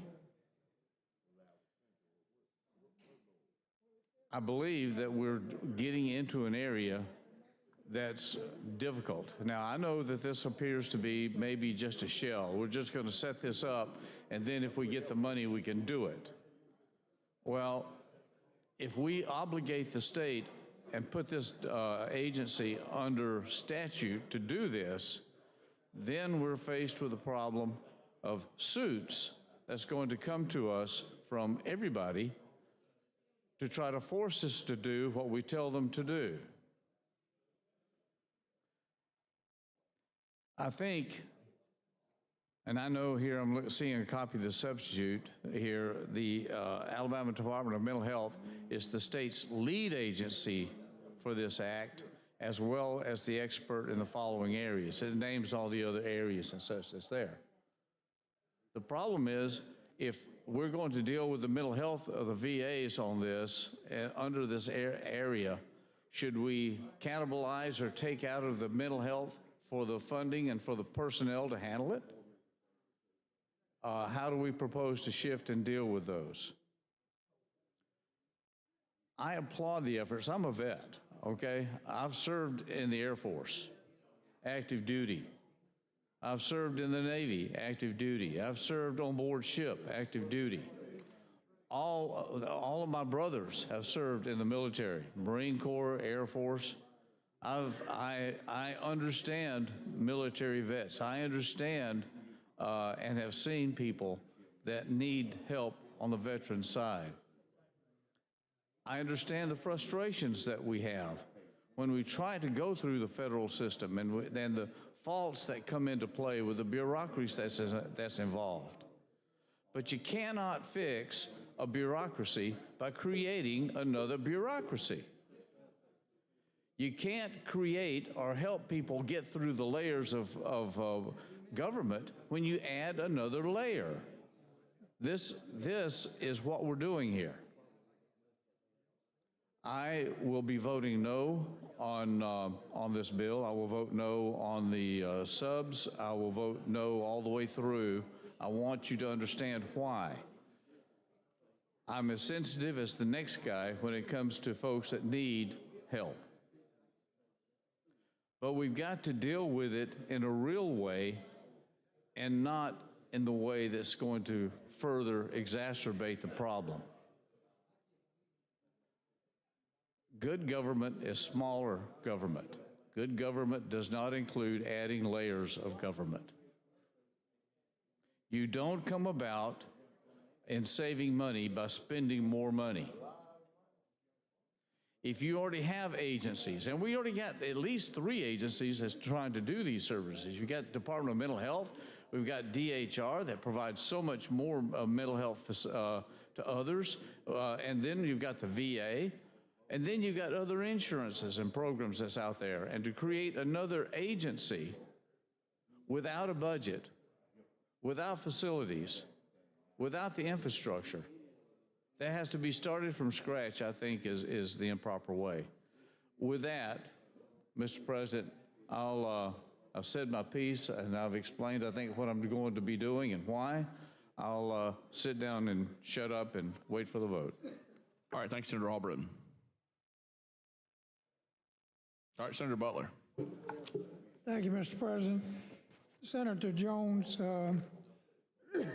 years ago we created, I believe when I was in the House, something called the Veterans Assistance Fund. Are you familiar with that? I am. Okay, I just asked the Fiscal Office to give me a note on how much is in the Veterans Assistance Fund. $149,963,000 they have in the VA Assistance Fund. And one thing that bothers me in the fiscal note is that under Section 3 in the fiscal note says to allow them to borrow money for any purpose necessary or appropriate to implement the plan. Now, the question I have, and 2 or 3 others back here, how are they going to pay that back? If we allow them to borrow money when they've got $149 million sitting in a fund across the street. I'm sorry, Senator, where do you see anything about that in the bill? It wasn't in the bill. It's in the law that's existing. I just asked the fiscal fiscal officer to tell me how much money is in that fund. Right. $149,963,000. That's how much is in there. Now, why do we need to allow them to borrow money? Help me understand where you're seeing that in the bill. Well, here's the fiscal note. That's not in there. It's existing law that I happen to be very familiar with. I created that fund years ago when I was in the House. That fund, go over there and ask the fiscal officer how much is in there, and they'll tell you $149,960,000. What line are you looking at on the? What line are you looking at on the bill? I'm trying to figure out where you're. That's not. This is in the fiscal note to your bill. Senate Can you Bill. give me a copy of that? I'd like to be able to Senate look. Bill 135. I'd move that we carry over the bill so we can discuss this with several of us. No, I want to keep talking on the bill because I haven't had a chance to explain You can talk as long as you like. These numbers are not going to change while you're talking. Well, that's what bothers me. I'd like to go across the street and ask them to send that $149 million back across the street so we can fund your program. That'd be the easiest thing rather than allow them to borrow money, which is in your fiscal note. So the fiscal note might not have been updated with the new sub. Something hadn't been updated, that's for sure. But these are updated figures sitting over there with money in the bank for them to use for the Veterans Assistance Fund. I'm going to ask the desk if they'll get me a copy of that, where I can look at that. And I'm It'd be a lot happy to. easier just temporarily carry it over. No, and a few others I'd have love to talked. just. All right, hold on real quick. Hold on. So we got a motion to carry over. Senator Butler, do you want to keep that motion? I'd like to carry that over. Move to and I'd table. Move to table ask the the motion. Senate. All right, so, all right. I'd ask Motion the to carry Senate over. members to talk to the fiscal officer. All those in Why- favor say aye. Aye. All those opposed say aye. No. Or no? No. Sorry. All right. I'd like to keep discussing the. The ayes have it. That bill is carried over. All right. Point of Thanks, Senator personal privilege. You're recognized. You know, to my colleague across the way, you know, I think it'd be ideal to explain what the bill does, what the substitute does first, before we carry a bill over. I have never in my 5-6 sessions in this legislature seen a bill be carried over without even discussing what it does, what the substitute does, what the fiscal note is, what's been changed and what hasn't been changed. And frankly, I'm a little appalled at the tactics of my colleague to come in here and just carry something over that we haven't even. You, Senator Jones. When did you come? We don't need to just Yeah, keep it on. All right. I'd like to know. Hold on. We can't have discussion, though, on point of personal privilege. Okay. Well, All right. Let's go to the next bill. can I finish my point? Sure. Yeah. Just we can't be attacking other senators on the floor, right? Thank you, Mr. President. All right. I just ask that if anyone has concerns, please come to me and talk about them, because this was a bill that was worked out and agreed to by the Department of Veterans Affairs, by the Department of Mental Health, by all the providers, and the House sponsor and I. So I'd be happy to discuss with you in more detail, but I'd love to have known that in advance. So Well, I thank you for didn't the know moment it- of personal privilege, Mr. President. All right. Thank you, Senator Jones. Secretary, call the next bill. On page 51 of the calendar, Senate Bill number 60 by Senator Orr regarding ports, BR pending. Mr. President. All right, Senator Orr. I'd move adoption of the BLR using the previous roll. Any objection? Hearing none, so ordered. Mr. Albritton, Mr. Williams.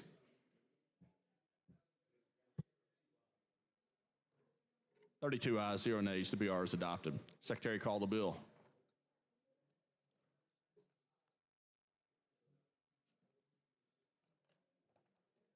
On page 51 of the calendar, Senate Bill number 60 by Senator Orr regarding ports, committee substitute pending. All right, Secretary, committee substitute. Thank you, Mr. President. At this time, I'd move adoption of the committee substitute using the previous roll. If there's All right, any objection? Hearing none, so ordered. Mr. Albritton, Mr. Williams. 32 ayes, no nays. 32 ayes, 0 nays. Committee substitutes adopted. All right, Senator Orr. Thank you, Mr. President. This bill is at a long and winding road. I know the gentleman across the way wants to talk about things today, but the bill from the originally filed has an appropriation from the general fund, and the general fund chairman has been gracious to support such an appropriation. The dollars go down to $2 million from original $5 million. The original bill had a appropriation from the Road and Bridge Fund. This does not, takes that out. It would be a general fund appropriation. And the sum and substance of this bill is that it will help get congestion off of interstates, we hope, and further develop our intrastate network of river ports and intermodals. We've got river ports across the state, and they certainly need support from the state. And then also intermodals. I think we have one here in Montgomery, one in Birmingham on the way. Some are already out there, but all with the mindset of helping the state port in Mobile get more commerce through it, up and down the rivers and the railroads, and that will certainly help our state port. So that being said, I would yield to the gentleman across the way. All right, Senator Allen. Yes, sir. Thank you, Mr. President. I have a map here.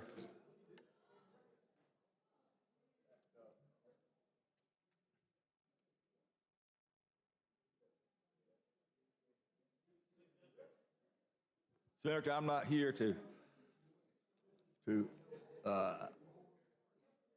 kill your bill or anything like that, but I'm here for a while, and we're going to talk a while on this. And because the statements that you have made is very true, because what's taking place currently in Tuscaloosa County is in Walker County, where you have coal trucks on the road because of the lock in Demopolis is broken. Do not know the status of that lock, and I've been told that it should be opening sometimes in early, mid-May. And so the number of trucks on the road compared to a barge is unbelievable. I'm talking about 40 to 50 big trucks per barge load. And so that's one of the things that I think is very important to keep in mind. Your bill is very important. I know that, and because this the port of the port of Decatur, Senator? I'm looking at my list. There is a Mallard Fox Creek Riverport. Okay, all right. All right, so what's the status? Up in my area.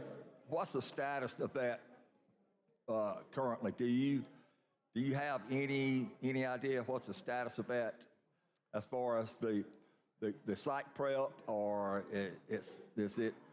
I know the Port Authority built a warehouse in the last year or two to help with barge traffic that needed places to store stuff, either coming or going, when they took it off the barge, to be able to have that available to them, so they didn't have to truck it directly from the barge. It needed somewhere to go sit, and then the trucks come and get it off. Okay, so get it out of the warehouse. Do you by chance know the total cost that's going to be involved in this project? In the total cost for what? Of building a building. I know for that warehouse, it was $1 million or $2. I assume it's big. I hadn't seen the completed one, but I know it was expensive. Right. Just for a big metal building. Mm-hmm. Okay, so this piece of legislation is going to help pay the. Yeah, it's not a lot of money. I wouldn't get my hopes up. It's only $2 million. Okay, but, so that's what that is. Well, we yeah. The general fund chairman, the general fund chairman brought it down to $2 million, since now it'll be an appropriation. So I'm grateful for whatever we can get, Senator. Well, that's a good thing. That's one of the things that we have to look at is that there's other. For instance, I know a couple of weeks ago I had a piece of legislation, and to try to help Demopolis, help the coal providers, the coal providers in Tuscaloosa and Walker County that had to truck their coal by but anyways, one of the things that we have to keep in mind is that when you look at what's taking place statewide and look at the map that you have, we have a number of intercoastal ports. And one of the questions that I feel like that may need to be addressed with the Corps of Engineers is to see and check and on the maintenance program of each of those ports. Very likely, the port of Demopolis and what took place in Demopolis most likely was a lack of maintenance through the years. I'm not sure exactly. I don't have any records, any. That's the Corps. That's the Corps of Engineers, is it not? That's responsible for the dams and locks on the riverways. The Corps of Engineers, yes, they are responsible for the locks and all the rivers in Alabama. Right. But see, one of the things that I would like to know, and that may be a good question for the Corps of Engineers, is to find out exactly what their schedule is for maintenance. And I know that I know one of the things that's important to you is to make sure that a lot of activities taking place in Huntsville, in Decatur, North Alabama, Tri-Cities, and of course, if you look at the map and see what's taking place up in North Alabama, you got several on the Tennessee River, and it's a huge economic impact for not only for Alabama but for North Alabama, and that's one of the things that we feel like that's why it's important for us to take a look at what's happening with the Corps of Engineers as far as maintenance issues, and so that's one of the things that's what's the timeline on the project? Has someone told you, Senator, about the timeline on your project that it's going to be completing in 26. What project is that? The one that you're involved with and the one that you're speaking of on the bill here.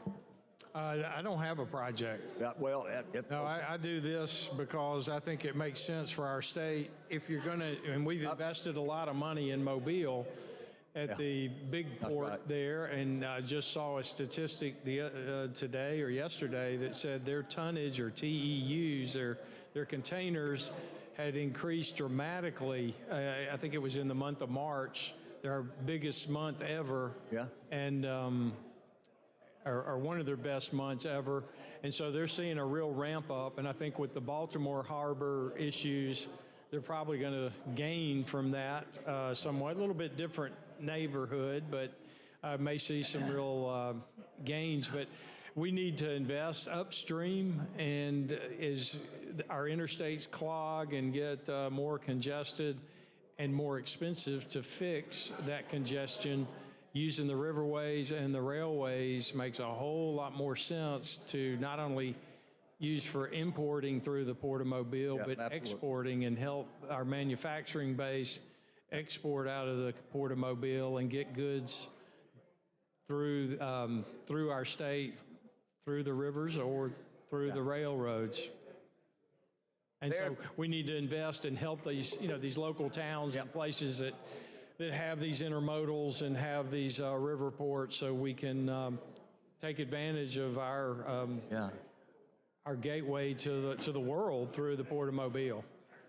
Yeah, there's anyway, I can talk with you later about this, but there is a project in your neighborhood that's taking place that's related to interim ports and what's developing with that. And I'll share that with you later. I thought you already knew about that, so I'm gonna yield back to you, Senator. I'm gonna yield back to you, sir. All right, thank you. All right, Senator Orr. It looks like I have a coffee drinking inquisitor over there. Just I yield. All right, Senator Barfoot. Thank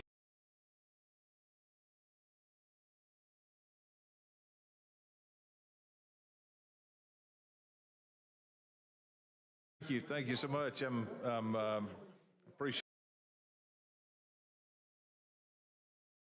Also the river, the waterways.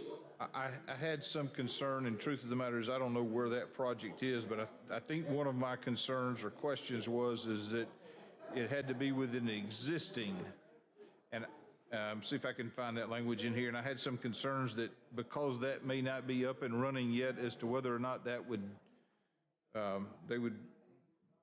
the ability to get some of those fundings. Let me see if I can find it.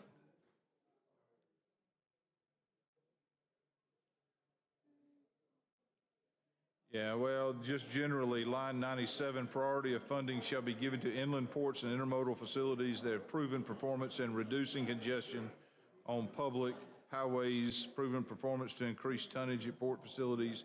So I guess that is, and I think there was another place in there, but when it talked about existing, I just want to make sure, because that's not up and running now, and I don't want to cut Montgomery out, and I think that's a massive project that benefits the state, certainly benefits the river region.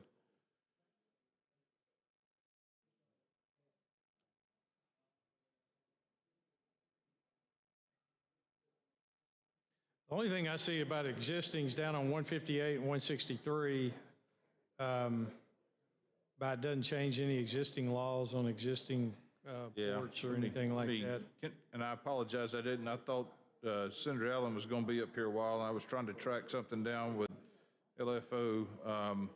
Well, I'm sure your hawks in the House can ferret it out if it's something in there. I'm gonna yield to my partner in crime over here, and I'll be back. Now, partner in crime. Now. Got a special guest on the floor, former Representative Ed Henry. Welcome to the Alabama Senate.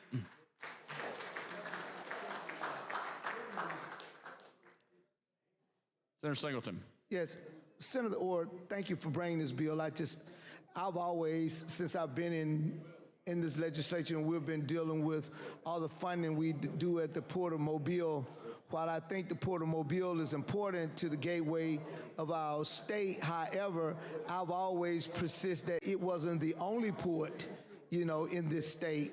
And they got all of the attention. And while they're doing great things down there, and as we try to be competitive in the marketplace, they are a great asset to our state in terms of how we move commerce in this state. I too have, ports in my district as we come up the Tombigbee waterways, and that goes back up through Mississippi and back and connecting to the Tennessee. Actually, I have a plant that's coming online right now that is doing pellets, that will be shipping pellets from out of Port of Elps down to Mobile and out, to various countries. And they probably have like 100-year contracts already, to produce those pellets, so jobs will be there. And the pellets are made from the scrap of the pulpwood. So as they cut timber, the pulp, after they've gotten the pulp wood and all of that scrap, the roots and all that are still left, then they'll come in and buy all of that. So now the tree farmer really has no waste, because instead of trying to pile all of that up in windrows and burn it, as we've been seeing, now they have a place they can sell it also. And so what they do is grind all of that up into pellets, just like your wood pellet grills that you have out here. I think countries like Russia and some European countries, that is part of their heating mechanism by using those pellets. And so I'm glad you brought this. This allow us to be able to do some things, if funding is going to be there, to study it a little bit more, and just to make sure that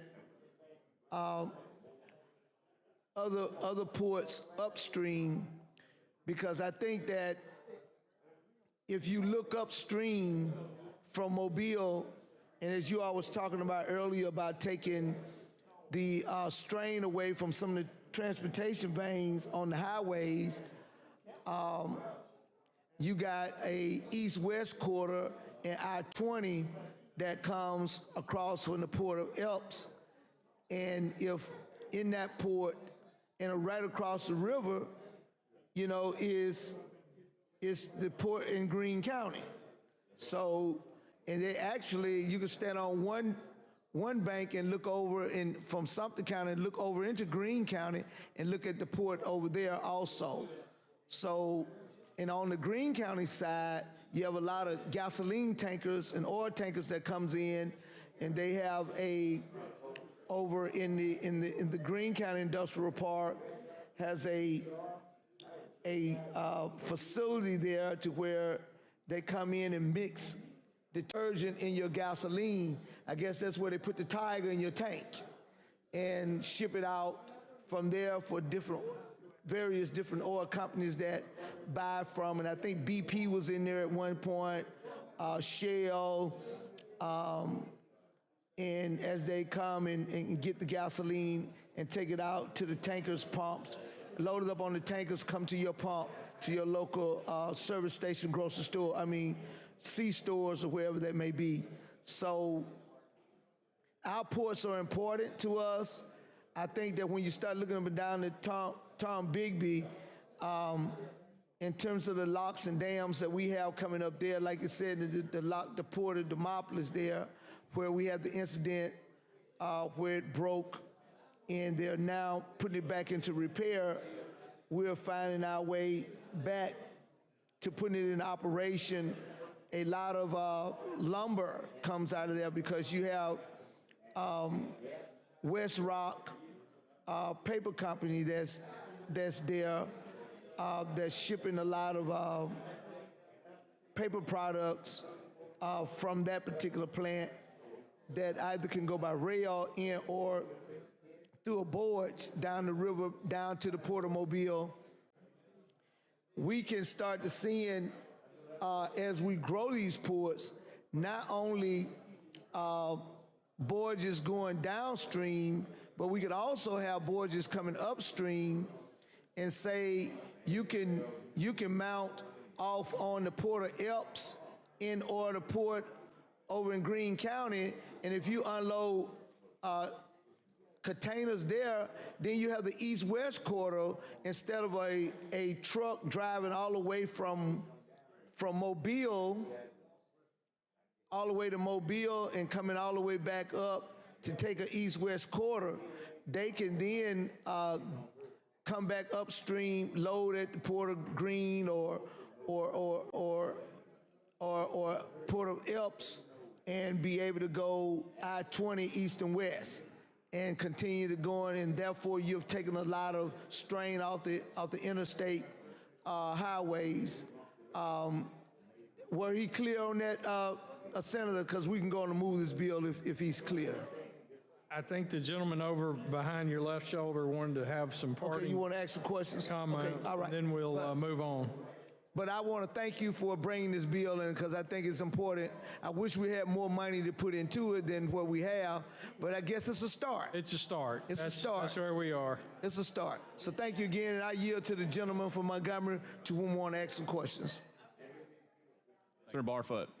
Thank you, Mr. President. So Senator Orr and I had a good conversation, just details as it relates to Montgomery County and the importance of the intermodal facility that's in Montgomery County now. And Senator, as I understand it, my conversation with you and my concern is that there was the language of the existing ports, intermodal facilities, and I understand your belief is that the Montgomery facility, although not up and operating currently, would be included in that in the facilities that could apply for, could receive some of that money. That's correct. And, you know, as I understand, you're talking about an intermodal facility. That's correct, yeah. Yes, and there was a bill that Senator Hatcher had in here and regarding that, and I would certainly consider that as an existing facility.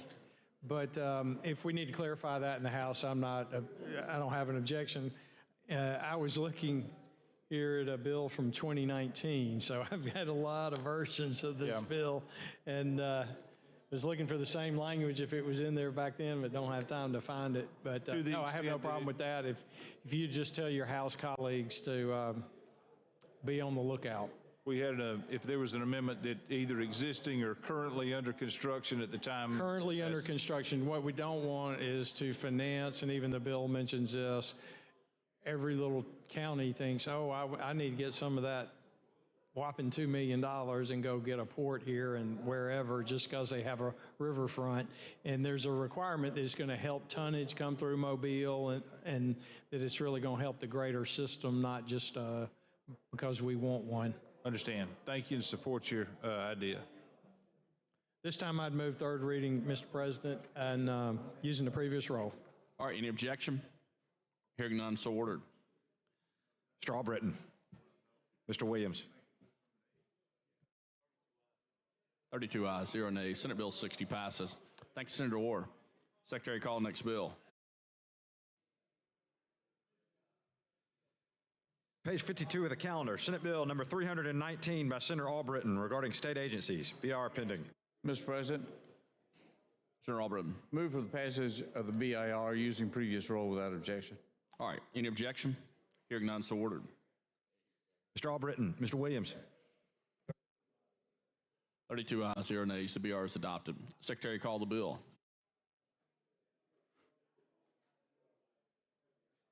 Page 52 of the calendar, Senate Bill number 319 by Senator Albritton regarding state agencies.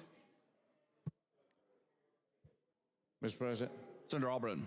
This is a bill that's being brought forward. The essence of it can be stated on page 2. It says, no state agency shall have the authority to execute a settlement unless the state agency has sufficient funds available at the time of settlement or compromise to pay the full amount of the settlement. In other words, you got a lawsuit, you can't settle it unless you're going to pay for it. You can't obligate the state with on just your agency. If there's no questions, I'd move for third reading, final passage using previous rule without objection. All right, any objection? Hearing none, so ordered. Mr. Albritton. Mr. Williams. 32 ayes, 0 nays. Senate Bill 319 passes. Thanks, Senator Albritton. Thank you. Secretary, call next bill.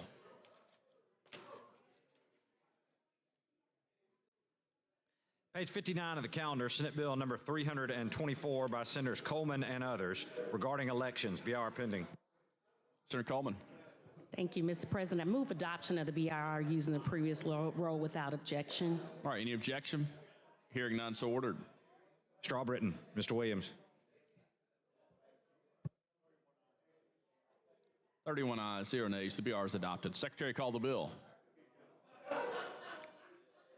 Page 59 of the calendar, Senate Bill number 324 by Senator Coleman and others regarding elections. Senator Coleman.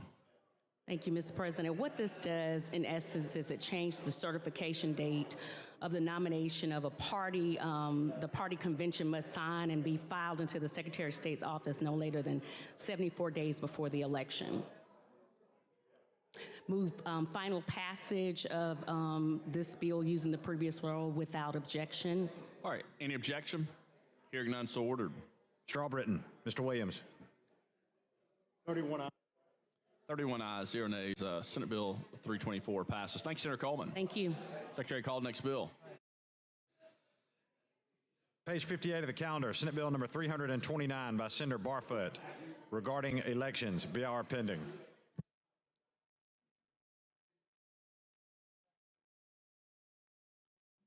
Mr. President, Yes, Senator Reed. I'd like to have a moment of personal privilege. Are you recognized? Mr. President, I want to speak to the gentlelady from Jefferson and members of the Democrat caucus and also my colleagues in regards to this legislation brought forward for the opportunity for President Joe Biden to be on the ballot in Alabama. This is an issue that they brought to me as a topic. Others brought to me, including the chairman of the Republican Party in Alabama. I think the idea that we have open and true and solid debate in the political process is something that is very important, not only in Alabama, but in America. And the idea that we would make sure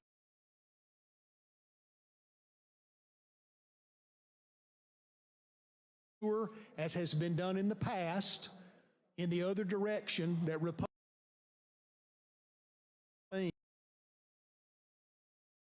potential candidates to make the appropriate timing. I just want you to know that I support this, and I know that I've gotten word from the Republican Party at the state level. They were supportive as well, and so I'm glad we were able to move this quickly and that your caucus worked carefully together to make sure. I know that if I'm not mistaken, every member of your caucus was a sponsor of this legislation. Yes. So that everybody was involved with this request. And I think that was important to all of us that we were able to move it forward. So, Senator, I apologize for not being in here to speak to you while your bill was on the floor. As you know, I'm doing a lot always, so I was out of the room and I apologize. But I just wanted to make that statement because I think it's very important to the entire Senate body. Thank you, Mr. President. Thank you, Mr. President, for that. And had it not been for your help, we would not have been able to drop the bill to make sure that the entire caucus had the opportunity to be co-sponsor. So thank you so much for that. And again, this is an opportunity for all people in the state of Alabama to get a chance to support the candidate of your choice. All right, thank you. All right, Senator Singleton, do you want to be recognized for a point of personal privilege? Yes. All right. And I want to thank you, Senator Reed. However, this is the Commander-in-Chief of the United States, period. All of our parties are represented because once he go to the world, he represents the United States of America.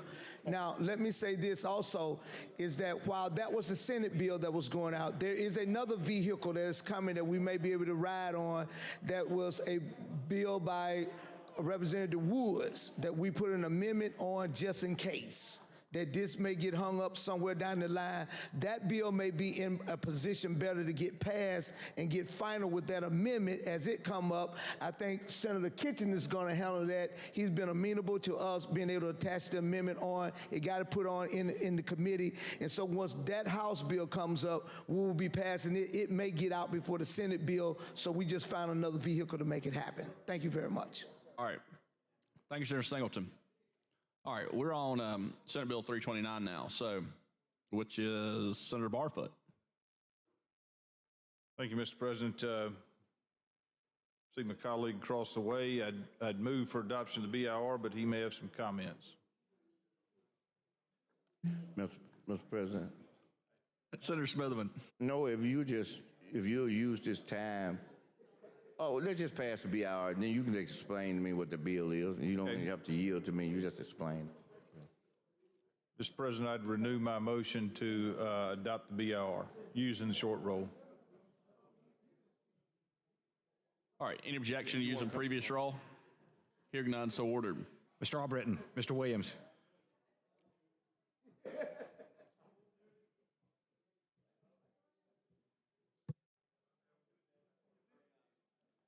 Thirty ayes, 2 nays. The BR is adopted. Secretary, call the bill. Page 58 of the calendar, Senate Bill number 329 by Senator Barfoot regarding campaign advertisements. Thank you, Mr. President.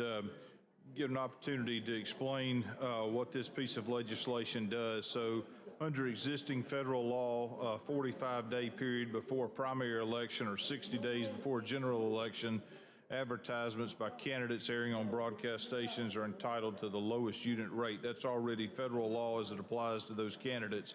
This bill would simply basically do two things. It would give the candidate, principal campaign committee, or party executive committees the same lowest unit rate for that same identical time period at the federal level. And it would also, if you go down to Section 2, at any other time the charges for comparable use of that broadcast station by other users thereof. So in other words, it shall not exceed. So on the backside of that is that you can't be charged more from a political campaign or executive party because you're placing those ads. So it uses the same time periods, the 45 days before primary, 60 days before general election, so that those groups that I mentioned, those individuals, can have the same lowest unit rate on advertising cost. And I will say this did come through, if you remember, came through judiciary, and but Mr. President, I'd yield to my colleague across the way for questions or comments. Yield to Senator Smitherman. All right, any objection? As opposed to any personal privilege. I was yielding. Oh, I'm sorry. Okay. Yeah, all right, you're recognized. So I just got a question.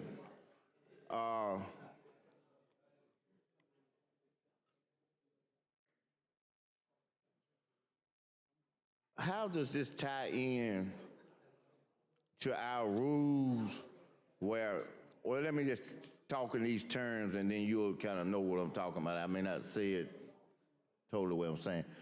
There are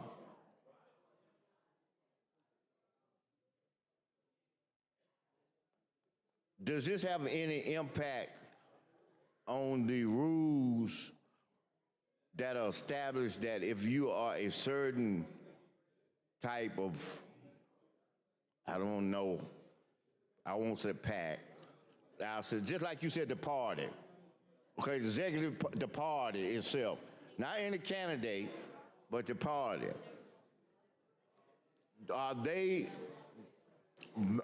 do they have to have general advertisement? For instance, I've said this here, okay, Executive Committee of Republican Party, they advertising, this is general right here, vote Republican. Okay, now, specific of that, the party said vote for Senator Barfoot, or vote for you, okay? That's different. You see what I'm saying? Those two are different. Is this changing that aspect to whatever it is? I'm not saying this is exactly what I'm saying, but yeah. I think you understand what I'm saying. Well, the political word is that's soft money. That's what they call it. And then they said this is hard money. You know, see what I'm getting at? So yes. Same thing about the advertising. Is it if they're a non-candidate on either side, then does the advertising have to be a certain, like issue advertising? That's what I'm working to get to. Or can it be advertising against a direct person? Yeah. So I don't think it changes current law as to what an executive party, for instance, by way of an example, could do.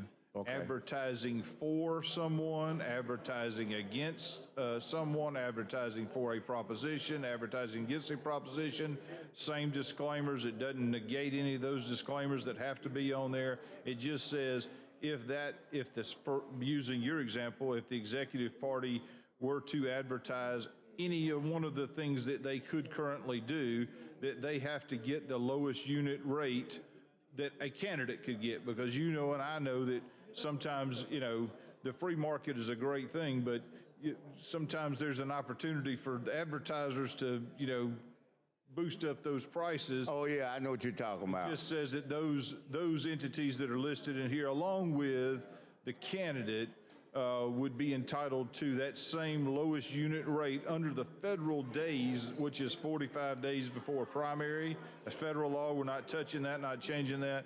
60 days from a general election, back that time up, that those folks would be entitled to. And I think some broadcast media, and I use that term generally, already on certain occasions will give them that, but it's not cohesive. There are some stations that may not and some that do, so this just sets a level playing field where all broadcast media of whatever type are basically recognizing those 45 days before primary, 60 days before a general election, so that those entities other than the candidate can have that lowest unit rate.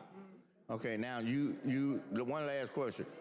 Do you have those entities that's listed in your bill? Because I don't have the bill, I just got the book. Can you name those, or are they too numerous for you to name? No, they're not. So I'm going to just read you from the synopsis. This bill would provide that during the same prescribed period of time before an election, which is that 45 days before primary, 60 days before general election is a federal law, advertisement by qualified candidates, principal campaign committees, and party executive committees. So 3 of those who have the same, actually, because the candidate already has that same already, so you'd be adding, I guess, principal campaign committees and party executive committees to receive that same lowest rate of advertising. Okay, all right, good enough. Thank you. I just wanted to know that. Yes, sir. What impact. Thank you. Always enjoy dialogue with you. Same here. Mr. President, Senator Barfoot. With that, seeing no other comments or concerns, I'd move for final passage of SB 329 using previous role. Any objection? Hearing none, so ordered. Mr. Albritton. Mr. Williams. 30 ayes, 2 nays. SB 329 receives its final passage. Secretary, call the next bill on the special order calendar.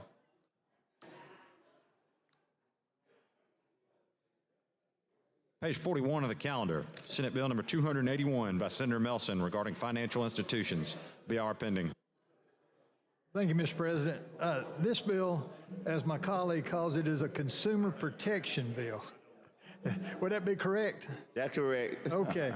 What this does is every merchant assigns a 4-digit MCC code or a merchant category code, and this just prevents them from using that information to market and keep up with gun purchases and ammunition purchases.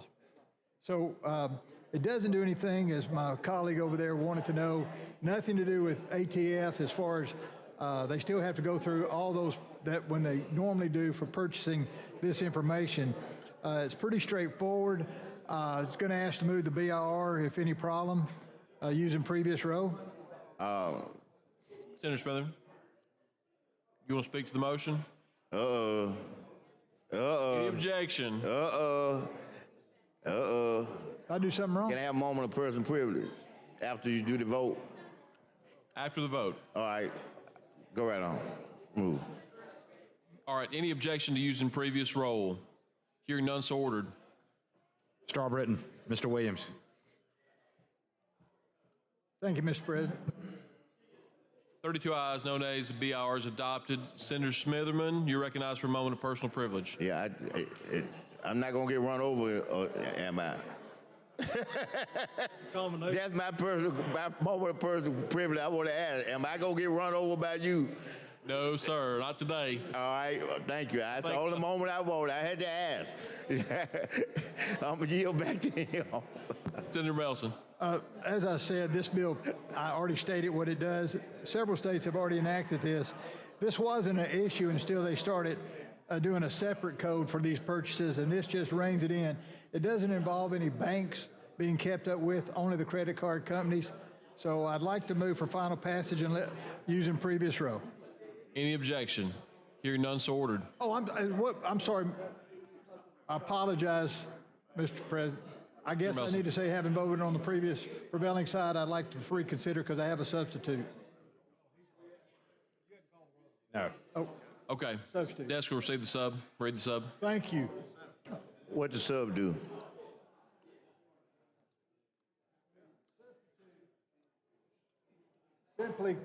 The substitute simply takes out banking language and only makes it credit card language, which is what we had agreed to. So I'd like to use, Substitute for Senate Bill 281 by Senator Melson. Mr. President, my apologies. I'd like to move for final passage using previous row. Adoption of the substitute Adoption of the using substitute using previous previous roll. roll. Any objection? Hearing none, so ordered. Strawbritton. Mr. Williams. 32 ayes, no nays. We're on the bill. Be patient. I've only been here 10 years. So, Mr. President, I'd like to move now for final passage using the previous row. Any objection? Hearing none, so ordered. Strawbritton. Mr. Williams. 32 ayes, no nays. SB 281 receives its final passage. Thank you, Senator Melson. Thank you, sir. Secretary, call the next bill on the special order calendar. Page 39 of the calendar, Senate Bill number 296 by Senator Smitherman relating to Class 1 municipalities. BIR pending. Senator Smitherman. Mr. President, I move for pass the BIR, unanimous consent, use previous roll. Any objection? Hearing none, so ordered. Strawbritton. Mr. Williams. 32 ayes, no nays. BR is adopted. Secretary, call the bill. On page 39 of the calendar, Senate Bill number 296 by Senator Smitherman regarding Class 1 municipalities. Senator Smitherman. Mr. President, I've previously explained the bill about 2 or 3 times earlier to everyone about the transfer within Class 1 municipalities, which is Birmingham, from a failing school to a non-failing school, and it mirrors the federal language that allows us. So if no other questions, I move for final passage. Unanimous consent, use previous roll. All right, any objection? Hearing none, so ordered. Mr. Albritton. Mr. Williams. 32 ayes, no nays. 32 ayes, 0 nays. Senate Bill 296 passes. Thanks, Senator Smitherman. Thank you all. All right, Secretary, call the next bill. Page 52 of the calendar, Senate Bill 265 by Senator Coleman Madison regarding juvenile courts. BR pending. Mr. Chair, I'd like to move passage of BIR using previous roll. All right, any objection? Hearing none, so ordered. Strawbritton. Mr. Williams. 33 ayes, 0 nays. The EBR is adopted. Secretary, call the bill.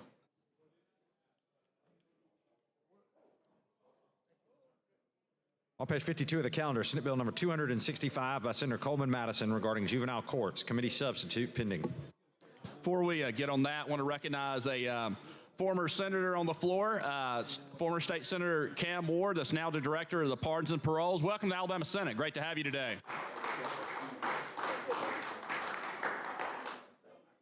All right, Senator Coleman Madison. I'd like to offer sub. Do you all have sub? Yeah, we're on the committee substitute right now. I'd like to offer sub for approval using previous roll without objection. All right. You want to? Final passage. No, we're on adopting the committee sub. Committee sub. Do you have a copy of it? You want to adopt the committee sub using previous roll? Yes, sir. Using previous roll without objection. Any objection? Hearing none, so ordered.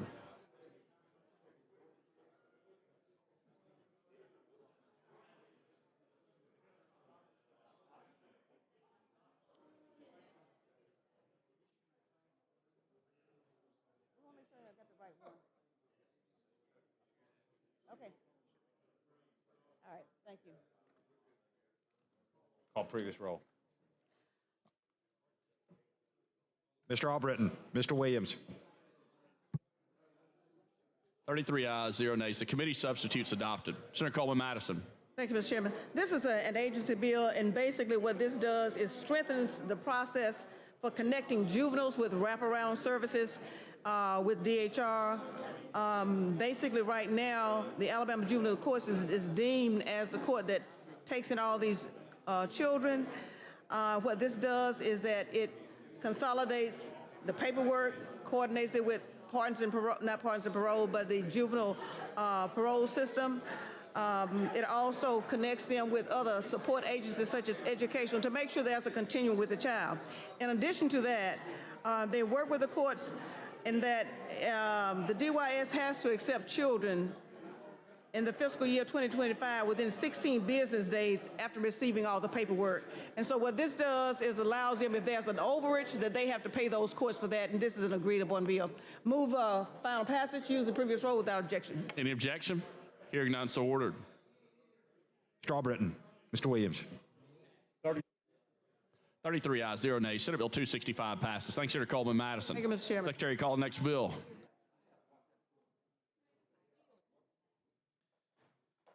On page 52 of the calendar, Senate Bill number 315 by Senator Singleton regarding Alabama rural agribusiness. BR pending. Senator Singleton. Move for the BR, use previous roll without objection. All right, any objection? Hearing none, so ordered. Mr. Albritton, Mr. Williams. 34 ayes, 0 nays. The BR is adopted. Secretary, call the bill. On page 52 of the calendar, Senate Bill number 315 by Senator Singleton regarding economic development. Briefly about this. Mr. President. Senator Singleton. This is really a no money bill. This bill does not require any money from our budget. This is basically money that moved from the federal government, a fund of $25 million SSBCI matching fund from Treasury. And with that, Mr. President, I would like to move for third reading with dispense with use of previous roll without objection. All right, any objection? Hearing none, so ordered. Mr. Albritton, Mr. Williams. Thank you. 34 ayes, 0 nays. Senate Bill 315 passes. All right, Secretary, call next bill. On page 59 of the calendar, Senate Bill number 289 by Senators Coleman and Gavan regarding notaries public. BR pending. Senator Coleman. Mr. President, move adoption of the BR using the previous roll without objection. All right, any objection? Hearing none, so ordered. Mr. Albritton, Mr. Williams. 34 ayes, 0 nays. The BR is adopted. Secretary, call the bill. On page 59 of the calendar, Senate Bill number 289 by Senator Coleman and Gavan regarding notaries public. Senator Coleman. Thank you, Mr. President. What this bill does is it provides that both individuals who are licensed professionals and their employees who are commissioned as notary publics, that they can lawfully notarize various entities and that are required in their practice or their profession. And we do know that there is an amendment that some folks want to bring, and I think that what we're going to do is work on that amendment as the bill goes to the House for those folks that care about this particular issue. So move adoption or final passage of the bill using the previous roll without objection. All right, any objection? Hearing none, so ordered. Mr. Albritton, Mr. Williams. 34 ayes, 0 nays. Senate Bill 289 passes. Thanks, Senator Coleman. Thank you. Secretary, call the next bill. On page 44 of the calendar, Senate Bill 222 by Senator Weaver regarding the Board of Nursing. Senator Weaver. Pending. I'd like to move BR using previous roll, no objection. All right, any objection? Hearing none, so ordered. Mr. Albritton, Mr. Williams. 34 ayes, 0 nays. The BR is adopted. Secretary, call the bill. On page 44 of the calendar, Senate Bill 222 by Senator Weaver regarding the Board of Nursing. Senator Weaver. So right now, the use of grants to provide assistance for mental health evaluations and online counseling services, the federal grants right now can't be used for mental health evaluations, only for general operations. So by changing it in statute, we allow the Board of Nursing to do that. So if there are no questions, I'd like to move final passage using previous roll with no objection. All right, any objection? Hearing none, so ordered. Mr. Albritton, Mr. Williams. 34 ayes, 0 nays. Senate Bill 222 passes. Hey, thanks, Senator Weaver. Secretary, call the next bill. On page 11 of the calendar, Senate Bill 191 by Senator Gavan regarding the Alcoholic Beverage Control Board. BIR pending. Senator Gavan. Mr. President, I would move the BIR with, using previous rule without objection. All right, any objection? Hearing none, so ordered. Mr. Albritton. Mr. Williams. 34 ayes, 0 nays. The BR is adopted. Secretary, call the bill.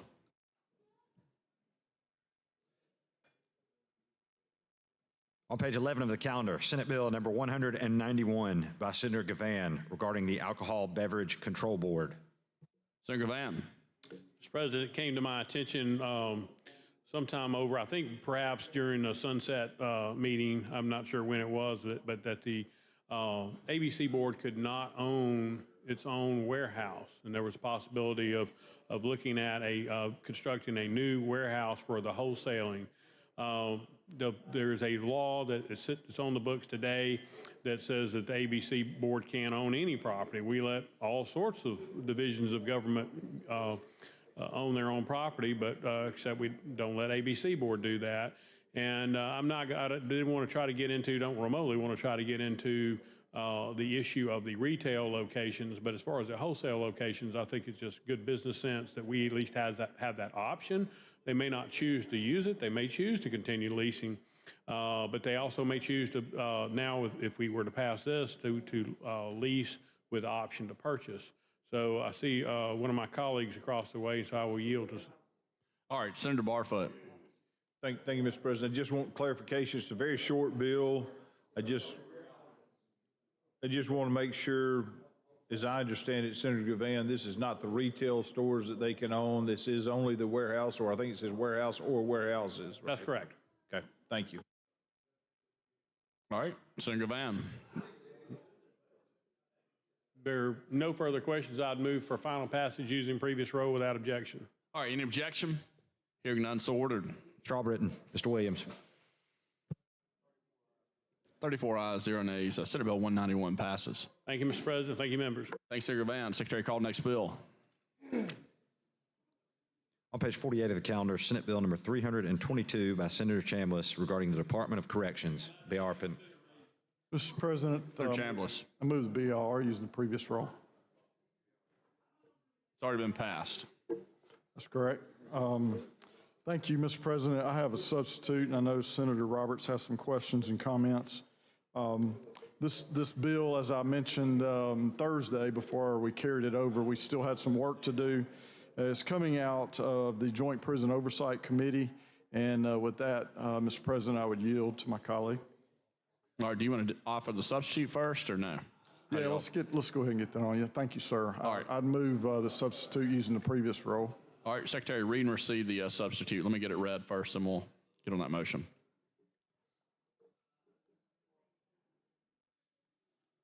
Substitute for Senate Bill 322 by Senator Chambliss. All right, Senator Chambliss. Yes, sir. I would, do we pass the substitute? We're on it right now. I move the substitute using the previous rule. All right, any objection? Hearing none, so ordered. Mr. Albritton. Mr. Williams. 34 ayes, 0 nays. The Senator Chambliss substitute's adopted. Okay, Senator Chambliss. I'd yield to my colleague. All right, Senator Roberts. Mr. President, thank you. I want to compliment the work of the chairman of the Prison Oversight Committee. Senator Sinkle and I were just talking a minute ago. We do an annual hearing where we hear from families, and it was tough in December, wasn't it, Senator? It was a tough hearing to hear. So we've worked very hard, and Senator, our chairman, has been great on leading us in this. And I just want to tell you, thank you for this. We believe this is going to make our DOC and the whole prison/rehabilitation process work better. And on behalf of the Prison Oversight Committee, Mr. Chairman, I want to thank you for the work you've done and for bringing this legislation forward. Well, thank you. Thank you all, both of you and our House members as well. It's been a team effort to really keep this on top of on the surface and something moving along, and we think something that's going to be good for everybody, and improving communication and getting answers when there are. Sometimes the answer is no, there's nothing wrong, but that's just as important as when there is something wrong. So anyway, I appreciate y'all's help in us continuing to work on this issue.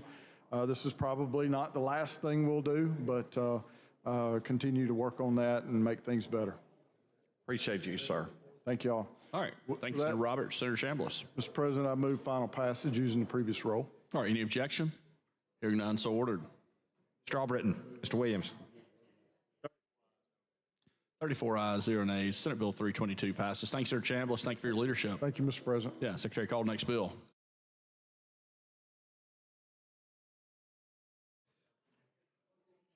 On page 5 of the calendar, Senate Bill number 140 by Senator Gudger regarding the Alabama Sunset Law, Professional Bail Bonding Board, BR pending. Senator Gudger. Mr. President, I'd like to make a motion moving the BRR using previous roll without objection, please, sir. All right, any objection? You objecting, Senator Elliott? All right, hearing none, so ordered. Strawbritton. Mr. Williams. 35 ayes. 35 ayes, 0 nays. The BR is adopted. Secretary, call the bill. On page 5 of the calendar, Senate Bill number 140 by Senator Gudger regarding the Professional Bail Bonding Board. Senator Gudger. Thank you, Mr. President. This is a sunset bill, and during the sunset, we have found a lot of different issues with a lot of the different boards, agencies, commissions, and it's one of those things where we're trying to do our due diligence for all of the licensees of the state of Alabama to make sure that they're getting, return on their rate of that they're invested to get their license as well. Having said that, we have went through the diligent process of sunset on the bail bondsmen. We have made a recommendation for a 1 year and bringing them back. Having said that, I believe my colleague across the way would like to speak a moment on that. All right, Senator Elliott. Thank you, Mr. President. 1 year, only 1 year. That's a little unusual, isn't it? It is. It is. Wonder why? Probably with significant findings, if I had to guess on that. I would say so. And Mr. President and members, I'd like to read some of those significant findings that have come from the audit that deal with this particular board. Significant issues. Financial statements of the board, excuse me, let me make sure I get on the right one.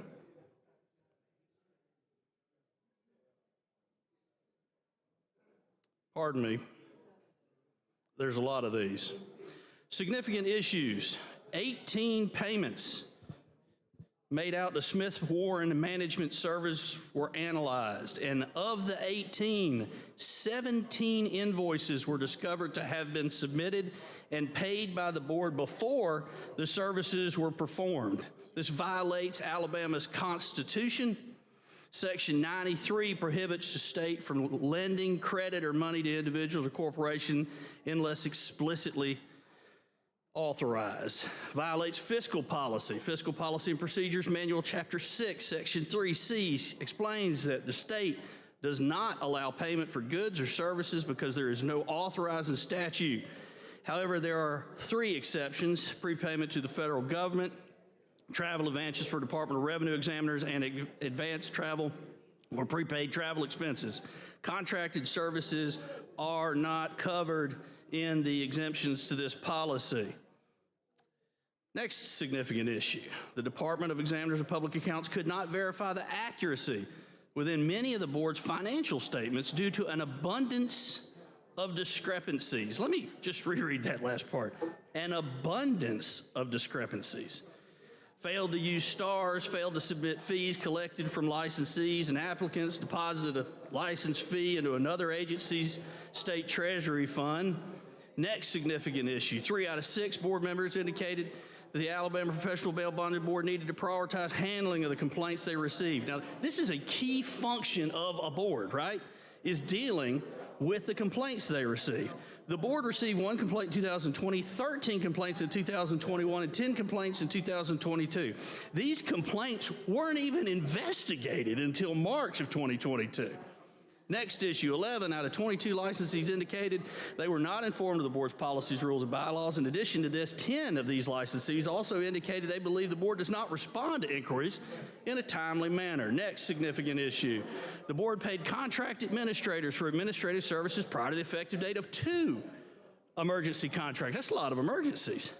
The board paid $3,800 in both March and April of 2020 for work contracted for the period of May 4th, 2020 to May 3rd, 2021. The board then paid $5,500 in both May and June 2021 for work contracted for the period of July through July 14th, 2021, all the way to July 13th, 2022. Next significant issue, the board issued licensees to applicants without them having completed an examination approved by the board. Isn't that a key function of the board? We've got these exams that you've got to take in order to get the license, but apparently sometimes we just go ahead and issue this a license. You know, that's a direct violation of the Code of Alabama, 1975, Section 1513, 217A, which states a professional bondsman, professional security bondsman, or recovery agent commencing business in any judicial circuit in the state on or after June 1st, 2020 shall pass an examination approved by the board and administered by an educational provider approved by the board. Next significant issue, the board adopted administrative rules requiring employees engaged in performance of clerical, investigative, administrative, or other duties of a professional bail bondsman company or professional surety company who has a contract with the public to obtain a bail bonds license. The Code of Alabama, 1975, Section 1513, 202A counters this by stating that only individuals that hold themselves out to the public as a professional bail bondsman or professional surety bondsman or operator recovery agent are required to obtain a license for the board. Furthermore, the Alabama Bail Bondsman Regulatory Act does not require those engaging in clerical, investigative, or administrative duties for a professional bond company or professional surety company to obtain a licensure. So we're actually out there that this board and this administrator were saying, you must have a license when the law specifically does not say that you have to. So they made up their own rules, is that what you're saying? Yeah. And then, with the full power of the state of Alabama, went out there and said, you must get a license, go ahead and challenge me. Go ahead and tell me that I don't have to. The secretaries through this board, from what I've understood, were not supposed to get a license either, but they were made to get a license in this particular board as well. Yeah. That's amazing to me. Even though that's not in their charge, it's not in their authorizing legislation, they just decided. So you're telling me they're not really going by the letter of the law? Is that what I'm hearing? Not at all. Okay. Not when they're paying bills, not when they're depositing money into the wrong accounts, not when they're failing to use our procurement methods, not when they're issuing licenses, not when they're conducting examinations. And my question is, if they're not doing any of those things correctly, all of which are key functions in the board, the only key functions of the board, right? Collecting license fees and issuing licenses, going through the education process and making sure that you have that done prior to being licensed, making sure that the money spent correctly, deposited correctly, goes through the proper procurement process, and then, I don't know, making up a license for somebody that's not supposed to have one. If you're doing all of that wrong, what are you doing right? And continued education, where they could have spent some extra money back towards that if they hadn't, which some of them do. Mr. President, I think it's wise that the Sunset Committee has seen to only reauthorize this board for 1 year. Unfortunately, I think this is one of the shining examples of why we need to move another piece of legislation that deals with these issues. These problems are systemic. We continue to see them year after year, and we need to get a handle on it. How many boards are there, real quick, Senator, from Baldwin County? How many boards? Boards, agencies, commission that we go through, contract review or Sunset in general? 150, is that approximately? It depends on what you consider a board, and that's one of the things I found out early on. The boards that have licensees that deal with occupational licensing, as we see it, is probably closer to about 65. About 65, and so having those, there are some good boards out there, right? They're operating correctly, doing what they're supposed to, taking care of the money, putting the money in the right accounts and all of that. Is that correct? There are. There's a lot that are not. This is just one of 150. All those issues I just read were from one board. Right. One. Which is amazing to me, but it's interesting to me that, you know, I was on Facebook the other day and see a post about a bill that died anyway, and that particular bill, I mean, was a nemesis, it sounded like, of this particular gentleman's existence for the last year anyway. And so he was kind of making fun of the Senate and making fun of some other things. And it's amazing to me that he's still helping run boards at the same time, making fun of the senators that are trying to help him through the Sunset Committee, which bothers me a little bit. That's just one of the other folks. The other things, when you were doing that, I was pulling up my notes from that Sunset Committee, and some of those things where they were trying to get their license out of suspension, they let people get their license before they completed the requirements to do so, right? So that even happened. Then the administrator was willingly happened to have some funds that were gone without making the board follow the laws. Having said that, there are more and more and more issues with the third-party contracts, with the boards, agencies, commissions that aren't doing it by the book and are not following it by the book. Your particular legislation that was in favor of, obviously, and still am, I think needs to make sure that we revamp that, bring that back, and there's, again, 160, 150 that, and this is just of one that you just went through anyway, so I appreciate you coming to the mic and speaking on the behalf of the people that know that this is a good bill that we need to go forward with. This particular sunset bill that I'm handling, because I'm on the sunset, I'm required to help push that through, but it is a one-year contract, not a 4-year, which we could go up to a 4-year. And then we'll be looking at all of those things very closely in sunset. Now, you're in contract review. You have a lot of those contracts coming up. Is that right? That is correct, and we'll continue to look at those and scrutinize each one of those as we go through that process. And Senator, look, I understand the sunset process and what you're doing here, and I'm in no way, shape, form, or fashion going to stand in the way of you moving this sunset bill. But this body has got to get a hold of this problem. It is embarrassing to the people of the state of Alabama. It is embarrassing to our licensees to have to deal with these types of administrators who don't administrate and who cause these problems. Y'all are wise to extend them for only 1 year, and I hope that we can get on to fixing this problem. Thank you, Senator. I appreciate your comments. Thank you, Mr. President. Thanks, Senator Elliott. I yield. Mr. President. Senator Figures. Thank you, Mr. President.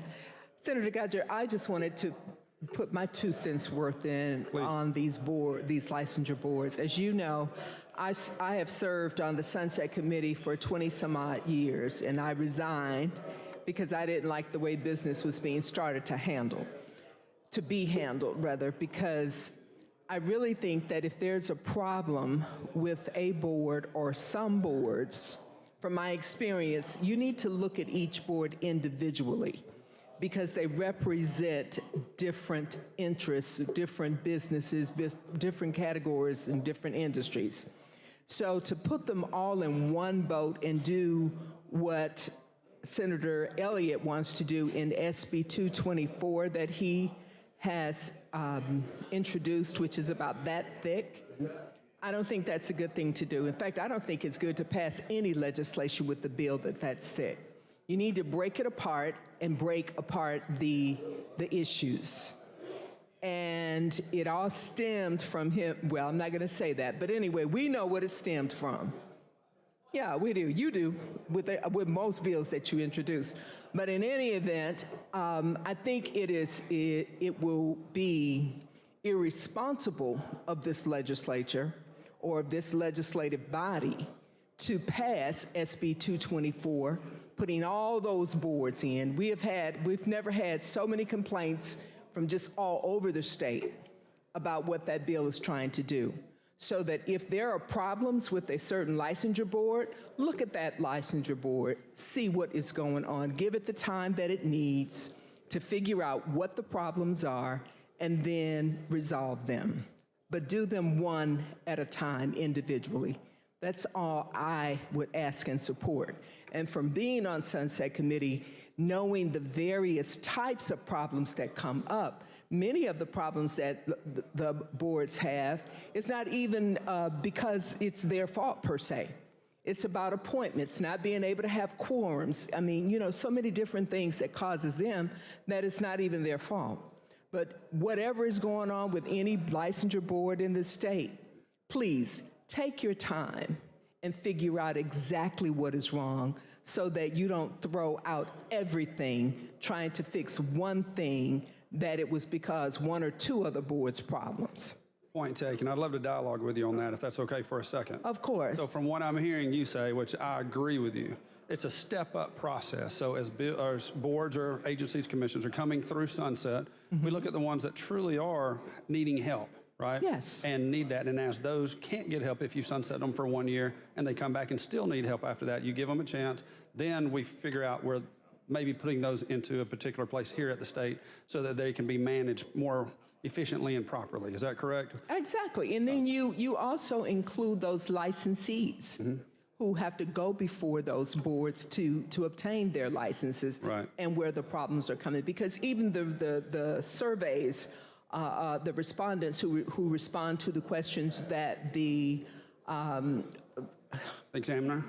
examiner board sends to them, right, all of them do not respond. Right, so it's almost like a filtering process. Yeah, but I really think, and then, depending on the comments that you do get back from some people, it could be some people who've had a bad experience or whatever, but that's not the true picture of the majority of the licensees.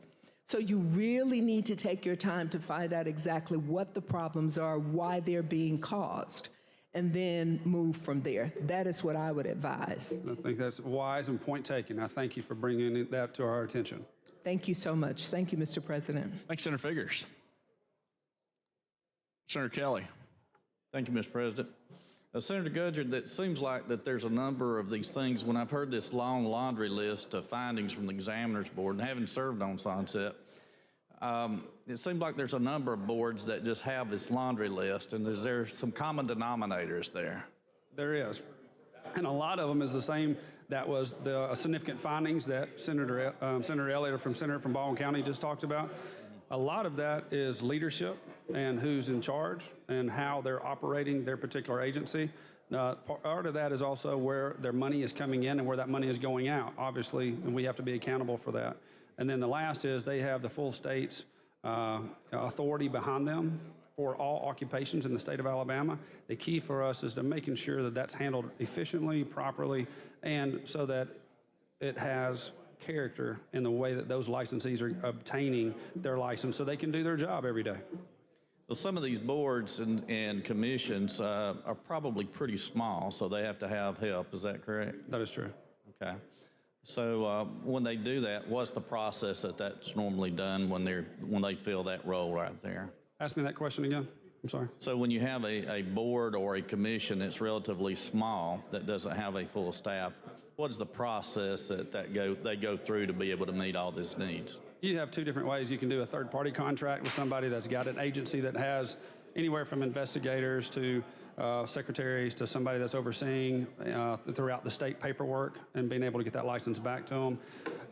The second part of that is teaming up with another board that has that infrastructure in place, and then they're teaming up together. So even though it's, say, for example, the Board of Nursing might have two underneath it instead of just the Board of Nursing.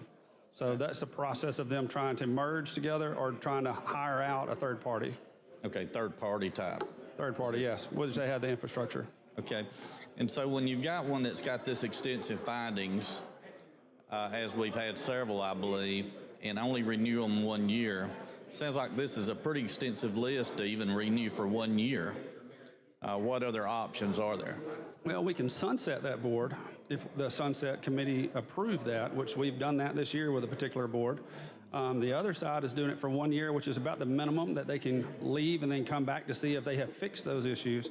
But if you sunset them, then you're going to have to recreate that board because we want regulation through every occupation and through every industry throughout the state. So if you sunset a board without another board coming in its place, then you don't have anyone to regulate that particular, to make sure the standards are where they need to be, the safety is where it needs to be, the policies are where they need to be. So you either have to sunset, which is a nuclear option, or you have to extend them for 1 year and then get onto them again in a year from now, and hopefully they have character enough that they correct the problem so when they come back in a following year that they don't have any issues. Well, it certainly seems like that there's some groups or contractors that aren't in fear of being sunsetted. And so this habitual problem year after year seems to be a problem that there may need to be made some believers in that.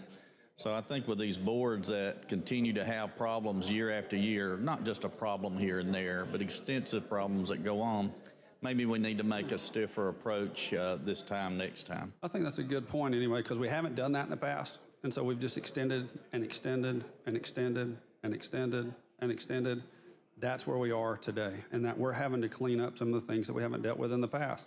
And part of that is where I think this new Sunset Board is trying to do that, but they're making sure, and we're making sure, that we're paying attention to these boards and agencies because they have the authority of the state behind them. And people that are in my district, in your district, think that when they go to get their license, it might as well be coming to the State House to get that, and they're not. They're going to some third-party contract that's out there that's making money.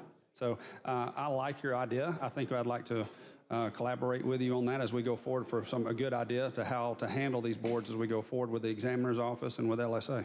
I appreciate that, and the accountability has got to happen. It just can't be, the can can't keep being kicked down the road, and there has to be a day of reckoning at some point. I want to thank you for your work on this legislation and thank you for what you do.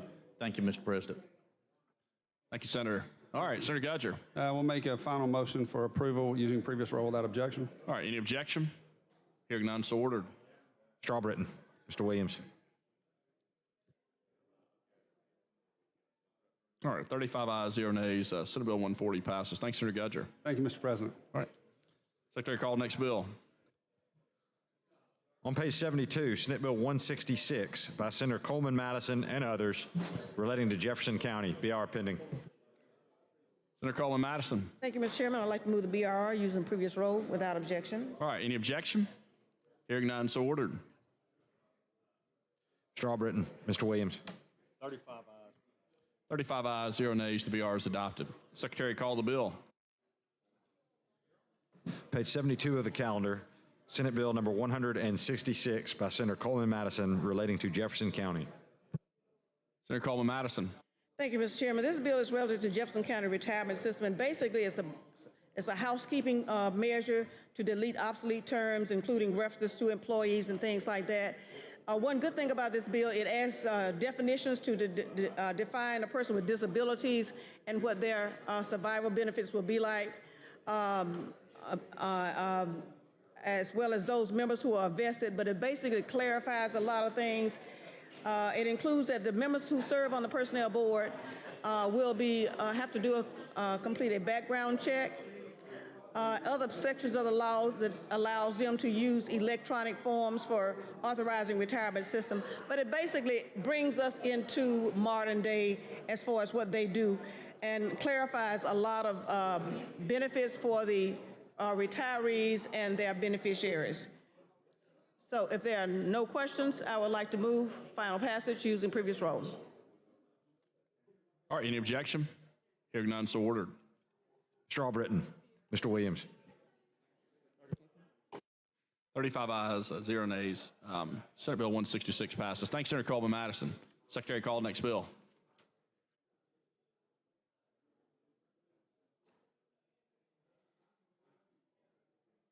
On page 70 of the calendar, Senate Bill 215 by Senator Hatcher regarding Class 3 municipalities. BR pending. Mr. President, I move BR using previous roll. All right, any objection? Hearing none, so ordered. Strawbritton. Mr. Williams.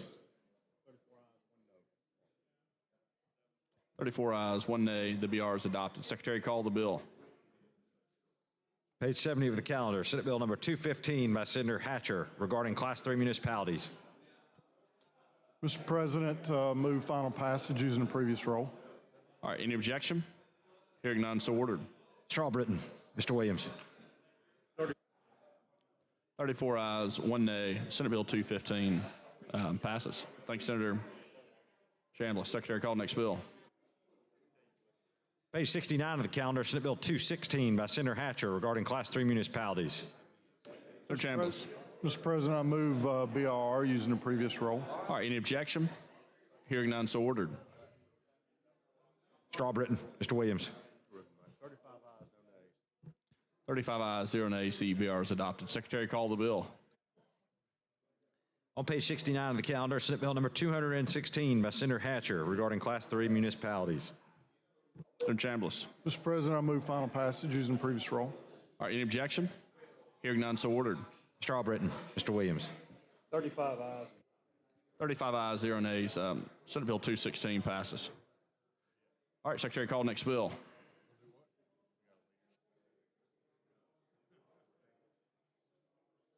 On page 69 of the calendar, Senate Bill 316 by Senator Hatcher regarding Montgomery County. BR pending.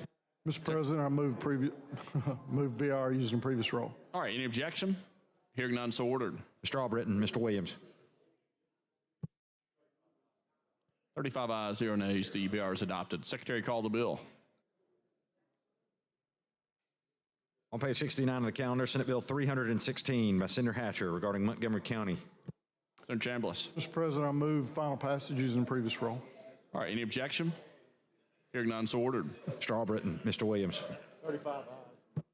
35 ayes, 0 nays. Senate Bill 316 passes. Thanks, Senator Chambliss. All right, Senator Reed.